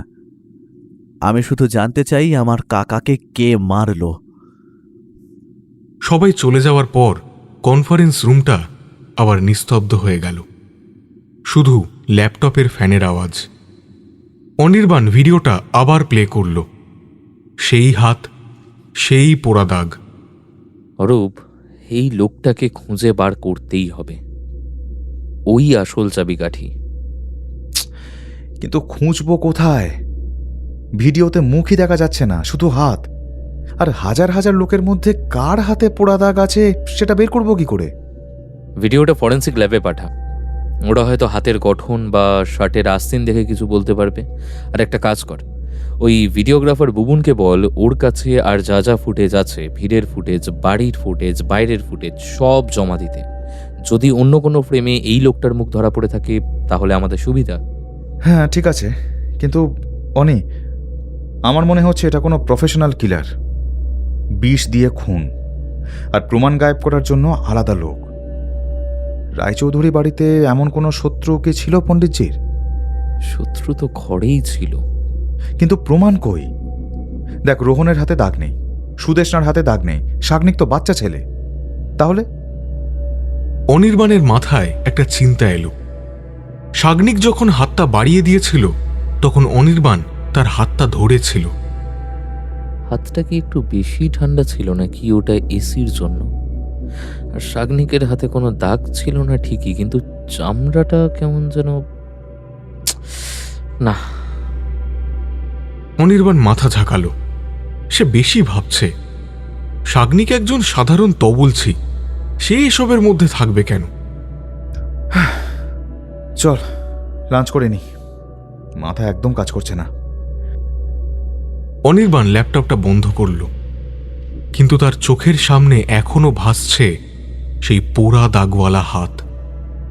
একটা অদৃশ্য হাত যে এসে পুরো খেলাটা ঘুরিয়ে দিয়ে গেল।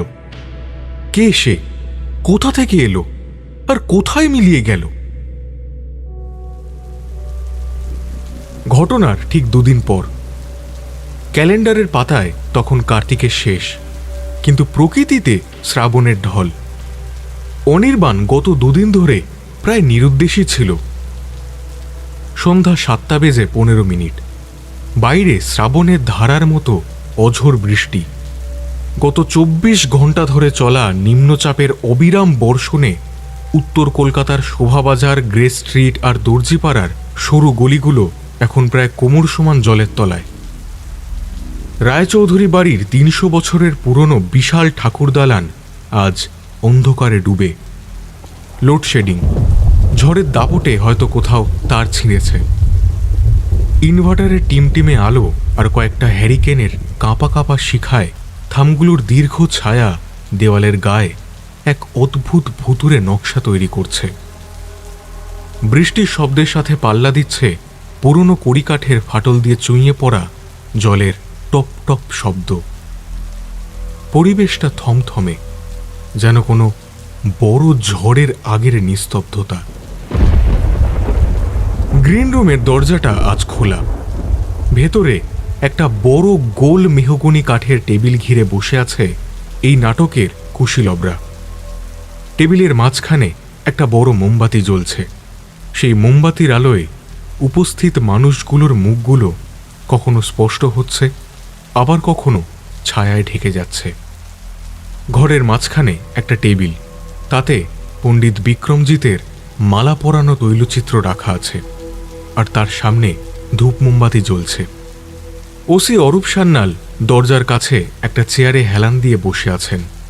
তার পরনে আজ উর্দি নেই, সাদা শার্ট আর ট্রাউজার্স। তিনি চুপচাপ নখ খুঁড়ছেন, যেন খুব বিরক্ত এবং এই কেসটা নিয়ে হতাশ। প্রাইভেট ইনভেস্টিগেটর অনির্বাণ রায় জানলার দিকে পিঠ করে দাঁড়িয়ে আছে। তার মুখটা অন্ধকারের দিকে। তাকে দেখে মনে হচ্ছে সে খুব ক্লান্ত, পরাজিত। তার হাতে একটা নেভানো সিগারেট। ঘরের একপাশে সোফায় বসে আছেন সুদেষ্ণা, পরনে সাদা থান কাপড়। তিনি বারবার শাড়ির আঁচল ঠিক করছেন আর বিরক্তি নিয়ে ঘড়ি দেখছেন। তার চোখে মুখে ক্লান্তির ছাপ স্পষ্ট। তার পাশে মোড়ার ওপর বসে আছে সাগ্নিক। ছেলেটা আজ একটা আকাশ নীল রঙের পাঞ্জাবি পরেছে। তার পায়ের কাছে রাখা আছে সেই তবলার ব্যাগটা। সে একটু নড়বড় করছে, বারবার পকেট থেকে রুমাল বের করে মুখ মুছছে। রোহন জানলার শিকের ওপর হাত রেখে বাইরের অন্ধকারের দিকে তাকিয়ে আছে। গত 2 দিনে সে অনেকটা শান্ত হয়ে গেছে, কিন্তু তার চোখের আগুন নেভেনি। পলাশ আর হরিদাসবাবু দরজার কাছে দাঁড়িয়ে আছেন। তাদের চোখে মুখে বাড়ি ফেরার তাড়া। আমাদের এখানে ডাকার মানেটা কি অনির্বাণ বাবু? পুলিশ তো বলেই দিয়েছে এটা বাইরের কোনো চোরের কাজ। ভিডিওতে যার হাত দেখা গেছে তার হাতে পোড়া দাগ ছিল, আমাদের কারো হাতে তো নেই। তাহলে এই দুর্যোগের রাতে আমাদের ডেকে এনে হেনস্থ করার মানেটা কি? আমাকে কাল সকালেই কাশি যেতে হবে ওনার অস্থি বিসর্জন দিতে। অনেক কাজ বাকি আছে আমার। সুদেষ্ণার গলায় ধৈর্যের বাঁধ ভাঙার শব্দ। অনির্বাণ জানলা থেকে ঘুরল। মোমবাতির আলোয় তার মুখটা দেখা গেল, বিষণ্ণ, যেন সে হার মেনে নিয়েছে। অনির্বাণ ধীর গলায় বলল, মেঝের দিকে তাকিয়ে, আপনি ঠিক আছেন মিসেস সান্যাল? আমি আপনাদের ডেকেছি ক্ষমা চাওয়ার জন্য। আমরা অনেক চেষ্টা করলাম, কিন্তু খুনিকে ধরা গেল না। রোহন ঝটকা মেরে ঘুরে দাঁড়ালো। মানে আপনি হার মেনে নিচ্ছেন? আমার কাকার খুনি ধরা পড়বে না? আপনারা পুলিশ না কি? আবেগ দিয়ে কখনো বিচার হয় না রোহন, আইন প্রমাণ চায়। ফরেন্সিক রিপোর্ট বলছে পণ্ডিতজির শরীরে এখনো একটি বিষ পাওয়া গেছে, কিন্তু বিষের উৎস সেই মালাটাই তো নেই। আর ভিডিওতে যে হাতটা মালা সরাতে দেখা গেছে, তার হাতে একটা বিশাল বড় দাগ ছিল। আমরা সাগ্নিক, পলাশবাবু, হরিদাসবাবু সবার হাতে চেক করেছি, এমনকি আপনার হাতও দেখেছি। কারোর হাতেই দাগ নেই। তার মানে এটা পরিষ্কার যে ভিড়ের সুযোগে কোনো ছিঁচকে চোর বা বাইরের লোক ঢুকেছিল, সেই মালাটা সরিয়েছে। তাকে খুঁজে পাওয়া এখন খড়ের গাদায় সূচ খোঁজার মতো। সরি, বাট আমাদের আর কিছু করার নেই। আপনারা যেতে পারেন। অরূপ সান্যাল চেয়ার ছেড়ে উঠে জানলার দিকে এগিয়ে গেলেন। সাগ্নিক উঠে দাঁড়ালো। সে তবলার ব্যাগটা কাঁধে নিল। তার পদক্ষেপে এখন আর দ্বিধা নেই। আমি তাহলে আসি স্যার, কাল সকালে টিউশন আছে, আমাকে অনেকটা দূরে যেতে হবে। হ্যাঁ, এসো। অনির্বাণ বলল। সে টেবিলের ওপর রাখা মোমবাতির শিখাটার দিকে তাকিয়ে আছে। সাগ্নিক দরজার দিকে পা বাড়ালো। সুদেষ্ণাও উঠে দাঁড়িয়েছেন। পলাশ আর হরিদাসবাবু একে অপরের দিকে তাকিয়ে স্বস্তির হাসি হাসলেন। ঘরটা প্রায় খালি হতে চলেছে। রোহন হতাশায় মাথায় হাত দিয়ে বসে পড়েছে সোফায়। সাগ্নিক দরজার চৌকাঠ পেরোবে, ঠিক সেই মুহূর্তে হঠাৎ অনির্বাণ ডাকল। ও ভালো কথা সাগ্নিক। বলুন স্যার। সেদিন থানায় দেখলাম তুমি পকেট থেকে একটা সাদা কৌটো বের করে ক্রিম মাখছিলে। আজও কি ওটা সাথে আছে? হ্যাঁ স্যার, আছে। কেন বলুন তো? না, আসলে এই শীতে বৃষ্টির জলে ভিজে আমার হাতটাও বড্ড ফাটছে। ভাবছিলাম কি ব্র্যান্ডের ক্রিম একটু দেখবো। ওটা কি সাথে আছে? দাও তো দেখি একটু। সাগ্নিক একটু ইতস্তত করল। সে একবার সুদেষ্ণার দিকে তাকালো, কিন্তু সুদেষ্ণা তখন অন্যমনস্ক। সাগ্নিক পকেট থেকে সেই ছোট সাদা প্লাস্টিকের কৌটোটা বের করে অনির্বাণের দিকে বাড়িয়ে দিল। নিন স্যার, এটা সাধারণ একটা কোল্ড ক্রিম। আমি লোকাল মার্কেট থেকে কিনি এটা, কিন্তু খুব ভালো কাজে দেয় স্যার। অনির্বাণ কৌটোটা হাতে নিল। সে খুব ধীর লয় ঢাকনাটা খুলল। মোমবাতির আলোয় ভেতরে থাকা ঘন সাদা রঙের পেস্টটা চকচক করে উঠল। অনির্বাণ আঙুলের ডগায় একটু ক্রিম নিল, শুঁকল। কোনো গন্ধ নেই। সে হাসল, কিন্তু এই হাসিটা পরাজয়ের হাসি নয়। লোকাল মার্কেট থেকে কেনা কোল্ড ক্রিম? অনির্বাণ সাগ্নিকের চোখের দিকে তাকালো। সাগ্নিক, তুমি কি আমাকে বোকা ভাবো? হ্যাঁ? সাগ্নিকের ঠোঁটের কোণের হাসিটা মিলিয়ে গেল। মানে? অনির্বাণ হঠাৎ কৌটোটা টেবিলের উপর সজোরে রাখল। শব্দটা লোডশেডিংয়ের নিস্তব্ধতায় চাবুকের মতো শোনালো। এটা কোনো কোল্ড ক্রিম নয় সাগ্নিক। এটার নাম ডার্মা কালার। থিয়েটার বা সিনেমায় মেকআপ আর্টিস্টরা এটা ব্যবহার করে দগদগে ক্ষত, দাগ, জন্ম দাগ এইসব ঢাকার জন্য। এটা হাইলি পিগমেন্টেড কনসিলার। কি সব বলছেন আপনি? আমি আজ সকালে খোঁজ নিয়েছিলাম।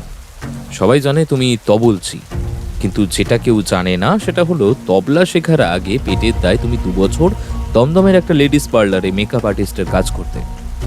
ব্রাইডাল মেকআপ আর ক্ষত ঢাকার কাজে তোমার হাত খুব হাতযশ ছিল, তাই না? মেকআপ জানলে কি অপরাধ স্যার? আমার হাতে তো কোনো দাগ নেই। আপনারা তো চেক করেছেন নাকি? ভিডিও লোকটা হাতে পোড়া দাগ ছিল, আপনি তো দেখেছেন। চেক করেছিলাম তোমার সাজানো হাত। অনির্বাণ টেবিল থেকে একটা স্পিরিটের বোতল তুলে নিল। একটা বড় তুলোর দলায় অনেকটা স্পিরিট ঢালল। উগ্র গন্ধে ঘরটা ভরে গেল। সেদিন সকালে থানায় আসার আগে তুমি খুব যত্ন করে মেকআপ করে এসেছিলে, তাই আমরা খালি চোখে কিছু ধরতে পারিনি। কিন্তু এখন তো রাত, আর এই স্পিরিট মেকআপ চেনে না, চামড়া চেনে। হাতটা বাড়াও সাগ্নিক। না না, আমি দেব না। আপনারা আমাকে ফাঁসাচ্ছেন স্যার, এটা কিন্তু খুব খারাপ করছেন আপনারা। সে মরিয়া হয়ে দরজার দিকে দৌড় দিল, কিন্তু অরূপ সান্যাল, যিনি এতক্ষণ জানলার দিকে তাকিয়েছিলেন, তিনি বিদ্যুৎ বেগে দরজার সামনে এসে দাঁড়ালেন। এক ঝটকায় সাগ্নিকের কলার ধরে তাকে ঘরের মাঝখানে ছুঁড়ে দিলেন। পলাচ্ছ কেন বাছাধন? যদি দাগ না থাকে তবে ভয় কিসে? অরূপ সাগ্নিকের বাঁ হাতটা জোর করে চেপে ধরলেন টেবিলের ওপর। সাগ্নিক ছটপট করছে। ছাড়ুন, ছাড়ুন, আমায় ফাঁসানো হচ্ছে, ছাড়ুন। অনির্বাণ কোনো কথা শুনল না। সে স্পিরিট ভেজানো তুলোটা দিয়ে সাগ্নিকের কবজির ওপরের অংশটায় জোরে ঘষতে শুরু করলো। সাগ্নিক আর্তনাদ করে উঠল। না না না, ছাড়ুন, ছাড়ুন বলছি। দেখতে দেখতে তুলোটা সাদা থেকে বাদামি হয়ে গেল। মেকআপের পুরো আস্তরণ গলে উঠে আসতে শুরু করলো। অনির্বাণ আরো জোরে ঘষল। এবার চামড়ার রং বদলাতে শুরু করলো। আর তারপর সবার চোখের সামনে মোমবাতির আলোয় ভেসে উঠল সেই সত্য। শ্যামলা চামড়ার ওপর এক দগদগে কুঁচকানো কালছে লাল পোড়া দাগ, যেন বহুদিন আগে কেউ গরম লোহা দিয়ে ছ্যাঁকা দিয়েছে। মাংসটা সেখানে কুঁকড়ে আছে, ঠিক যেমনটা বুবুনের ভিডিওতে দেখা গিয়েছিল। রোহন আঁতকে উঠে পিছিয়ে গেল। ও মাই গড, সেই পোড়া দাগ তুই! শাগনিক হাঁটু গেড়ে বসে পড়ল মেঝেতে। সে থরথর করে কাঁপছে। তার এতদিনের লুকোনো সত্য, তার সযত্নে তৈরি করা ছদ্মবেশ আজ সবার সামনে উলঙ্গ হয়ে পড়েছে। অনির্বাণ শাগনিকের দিকে তাকিয়ে বলল, সেদিন রাত্রে মালাটা সরানোর সময় তোমার হাতে মেকআপ ছিল না, কারণ তুমি জানতে না বুবুন ভিডিও করছে। তুমি ভেবেছিলে অন্ধকারে কেউ দেখবে না, কিন্তু পরে যখন দেখলে বুবুন ক্যামেরা নিয়ে ঘুরছে তখন তুমি ভয় পেয়ে গেলে। তুমি সোজা বাথরুমে ঢুকে গেলে, দরজা বন্ধ করে পকেট থেকে এই মেকআপ বের করে পোড়া দাগটা ঢেকে দিলে। তুমি জানো কিভাবে নিখুঁত ফিনিশিং দিতে হয়, তাই সকালে যখন আমরা হাত চেক করলাম কিছুই পেলাম না। আমরা বোকার মতো ভাবলাম ভিডিওটা ভুল, কিন্তু শাগনিক, অপরাধী কোনো না কোনো একটা সূত্র রেখে যায়। তোমার হাতের এই দাগই তোমার কাল হলো। সম্ভবত ছোটবেলার কোনো পোড়া দাগ, বাজিরও হতে পারে। ছি শাগনিক, ছি। তুই তুই এই কাজটা করতে পারলি? কেন করলি এমন কাজ? ছি, আমরা আমরা তোকে কত বিশ্বাস করতাম। আমরা তোকে কত বিশ্বাস করতাম। অভিনয়টা এবার থামান ম্যাডাম, অনেক হয়েছে। শাগনিক একা এই কাজটা করেনি, ও তো শুধু একটা হাতের পুতুল। সুতোটা তো আপনার হাতে। আমার হাতে? আপনি কি বলতে চাইছেন? আপনার কাছে কোনো প্রমাণ আছে? প্রমাণ সব দিচ্ছি, তার আগে মালার রহস্যটা উদ্ধার করি। মালাটা কোথায় শাগনিক? শাগনিক কোনো উত্তর দিল না। সে শুধু মেঝের দিকে তাকিয়ে রইল। বলবি না তো? অনির্বাণ শাগনিকের তবলার ব্যাগটা তুলে নিল। মালাটা এই ঘরে নেই, বাথরুমে নেই, রোহনের কাছে নেই, তাহলে আছেটা কোথায়? একমাত্র জায়গা যেটা আমরা সেদিন ভালো করে দেখিনি, আর সেটা হলো তোর ব্যাগ। অনির্বাণ ব্যাগটা উপুর করে দিল টেবিলে। তবলা, বাঁয়া, ডাঁয়া, হাতুড়ি সব বেরিয়ে এলো, কিন্তু মালা নেই। রোহন চেঁচিয়ে উঠল, কোথায়? এখানে তো নেই। আপনি কি ভুল করছেন? অনির্বাণ শান্ত পায়ে এগিয়ে গেল। সে তবলার বাঁয়াটা তুলে নিল। বাঁয়াটা বেশ ভারী, নিকেল করা চকচকে শরীর। অনির্বাণ জিজ্ঞেস করল, তবলা বাজিয়েছো কোনোদিন অরূপ? না তো। বাঁয়ার গঠনটা অদ্ভুত। এই যে দেখছো ওপরের চামড়ার আচ্ছাদন, এটিকে পুড়ি বলে, আর তার চারপাশে এই চামড়ার ফিতে বা বদ্যি। তবলার গদি আর চামড়ার ফিতের মাঝখানে একটু ফাঁক থাকে। শাগনিক খুবই বুদ্ধিমান, ও জানতো পুলিশ ওর ব্যাগ চেক করবে, তাইও মালাটা লুকিয়ে রেখেছিল এমন জায়গায় যেখানে কেউ হাত পর্যন্ত দেবে না। অনির্বাণ পকেট থেকে একটা ধারালো সুইস নাইফ বের করল। তারপর নির্দয়ভাবে তবলার উপরে টান টান করে বাঁধা চামড়াটা চিড়ে দিল। না, ওটা ওটা করবেন না, ওটা করবেন না। ওটা আমার জীবন, ওটা আমার জীবন। অনির্বাণ চামড়াটা পুরো কেটে ফেলল। তবলার ভেতরটা ফাঁপা, অন্ধকার গহ্বর, আর সেখান থেকে ভুরভুর করে পচা ফুলের গন্ধ বেরিয়ে এলো। বাসি রজনীগন্ধার পচা গন্ধ, আর তার সাথে মেশানো এক তীব্র রাসায়নিকের ঝাঁঝালো গন্ধ। অনির্বাণ হাত ঢোকালো বাঁয়ার পেটের ভেতর। তার হাতটা যখন বেরিয়ে এলো তখন তার মুঠোয় ধরা সেই অভিশপ্ত মালা। দুদিন ধরে বদ্ধ জায়গায় থেকে ফুলগুলো পচে কালো হয়ে দলা পাকিয়ে গেছে, কিন্তু গোলাপের পাপড়িগুলো এখনো চেনা যাচ্ছে। আর মালার একটা বড় গোলাপের ঠিক নিচেই গাঁথা আছে একটা সরু তীক্ষ্ণ কাঁটা, যার আগায় লেগে আছে কালছে আঠা, অ্যাকোনাইট বিষ। এই না অরূপ, তোমার missing link, murder weapon. Anirban মালাটা একটা প্লাস্টিকের প্যাকেটে ভরল। রোহন এবার বাঘের মতো ঝাঁপিয়ে পড়ল শাগনিকের ওপর। কেন করলি? কাকা তোকে ছেলের মতো ভালোবাসতো, কেন মারলি কাকাকে? শাগনিক মার খেয়েও প্রতিবাদ করল না। সে শুধু সুদেষ্ণার দিকে আঙুল তুলল। তার গলায় এখন আর কোনো লুকোছাপা নেই। আমি মারতে চাইনি। আমি শুধু ও আমাকে মারতে বাধ্য করেছে। সুদেষ্ণা আমাকে বলেছিল। চুপ কর ছোট লোক। আর চুপ করিয়ে লাভ নেই শাগনিক, সব সত্যিটা বলো। পণ্ডিতজি আমাদের সম্পর্কের কথা জেনে গিয়েছিল। গত সপ্তাহে সুদেষ্ণার সাথে আমাকে ওনার বেডরুমে দেখে ফেলেছিল। উনি সুদেষ্ণাকে বলেছিলেন যে এই নোংরামি উনি কিছুতেই মেনে নেবেন না। উনি ঠিক করেছিলেন কাশিতে যাওয়ার আগে উনি নতুন উইল করবেন। উইল? হ্যাঁ রোহনদা, উনি ঠিক করেছিলেন যে ওনার স্থাবর অস্থাবর সম্পত্তির 80% তোমাকে দিয়ে যাবেন, কারণ উনি বুঝতে পেরেছিলেন যে তুমি মাতাল হতে পারো কিন্তু তুমি বেঈমান নও। আর সুদেষ্ণাকে ডিভোর্স দেবেন। উকিলবাবুর পরশু সকালে আসার কথা ছিল। উইলটা ড্রাফট করা ছিল, শুধু সইটা বাকি ছিল। আর সুদেষ্ণা জানতো তাই যদি উইলটা সই হয়ে যায় তবে সে পথে বসবে।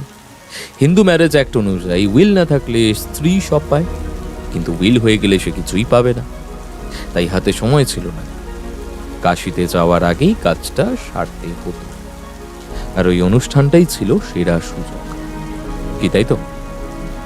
সুদেষ্ণা এই প্ল্যানটা করেছিল। ও জানতো যে পণ্ডিতজির হার্টের অবস্থা মোটেই ভালো নয়। স্টেজে গান গাওয়ার সময় ওনার প্রেশার বাড়ে। তাই ও আমাকে দিয়ে বিষ মেশানো ওই কাঁটাটা জোগাড় করিয়েছিল। বলেছিল মালাটা ও সবার শেষে পরাবে। কাঁটাটা ফুটলে ওনার হার্ট অ্যাটাক হবে, কেউ সন্দেহ করবে না। আর আমাকে বলেছিল মালাটা সরিয়ে ফেলতে। আমি শুধু টাকার লোভে আর ওকে পাওয়ার জন্য। সুদেষ্ণা ধপ করে সোফায় বসে পড়লেন। তার মুখটা দেখে মনে হলো কেউ যেন তার মুখোশটা টেনে ছিঁড়ে ফেলেছে। বাইরে বৃষ্টির শব্দটা এখন আরো জোরালো হয়েছে। অরূপ সান্যাল ইশারা করলেন। কনস্টেবলরা অন্ধকার থেকে বেরিয়ে এসে সুদেষ্ণা আর শাগনিককে হাতকড়া পরালো। শাগনিককে যখন পুলিশ ধরে নিয়ে যাচ্ছে তখন সে একবার টেবিলের ওপর রাখা পণ্ডিত বিক্রমজিৎ সান্যালের তৈলচিত্রের দিকে তাকালো। ছবির মানুষটা তানপুরা হাতে হাসছেন। যে গুরুর পায়ে হাত দিয়ে সে প্রণাম করত সেই গুরুর গলাতেই সে মৃত্যুর মালা পরিয়েছে। সুদেষ্ণা কোনো কথা বললেন না। তিনি পাথরের মূর্তির মতো হেঁটে গেলেন পুলিশের জিপের দিকে। তার অহংকার, সম্পত্তি, পরকীয়া সব আজ ওই পচা মালার মতোই নর্দমায় নিক্ষিপ্ত হল।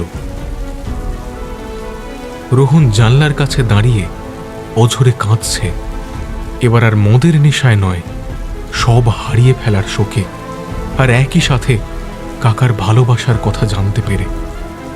কাকা তাকে ভুল বোঝেননি, কাকা তাকে ভালোবাসতেন। এই শান্তিটুকু আজ সে পেল। অনির্বাণ তার কাঁধে হাত রাখল। কাঁদিস না ভাই, তোর কাকা তার এই সুর তোকেই দিয়ে গেল, আর ওই সম্পত্তি ওটা তোরই প্রাপ্য ছিল। রোহন অনির্বাণের হাতটা চেপে ধরল। ধন্যবাদ দাদা। আমি তো শুধু মাধ্যম রে রোহন, সত্য নিজেই নিজের পথ করে নেয় রে। মালকোষ রাগে যেমন ভোরের আলো ফোটার ইঙ্গিত থাকে, তেমনি অন্ধকারের পরেই সত্যের আলো আসে। পুলিশের জিপ সাইরেন বাজিয়ে চলে গেল। অনির্বাণ রায়চৌধুরী বাড়ির সিংহদুয়ারে দাঁড়িয়ে একটা সিগারেট ধরালো। দেশলাই জ্বালতেই আগুনের শিখায় তার মুখটা ক্ষণিকের জন্য উজ্জ্বল হয়ে উঠল। ভেতর থেকে ভেসে আসছে বৃষ্টির জল পড়ার শব্দ, যেন প্রকৃতি আজ গান গাইছে, এক বিষাদ ঘন রাগের আলাপ। কাঁটার মুকুট সরে গেছে, কিন্তু সুর রয়ে গেল।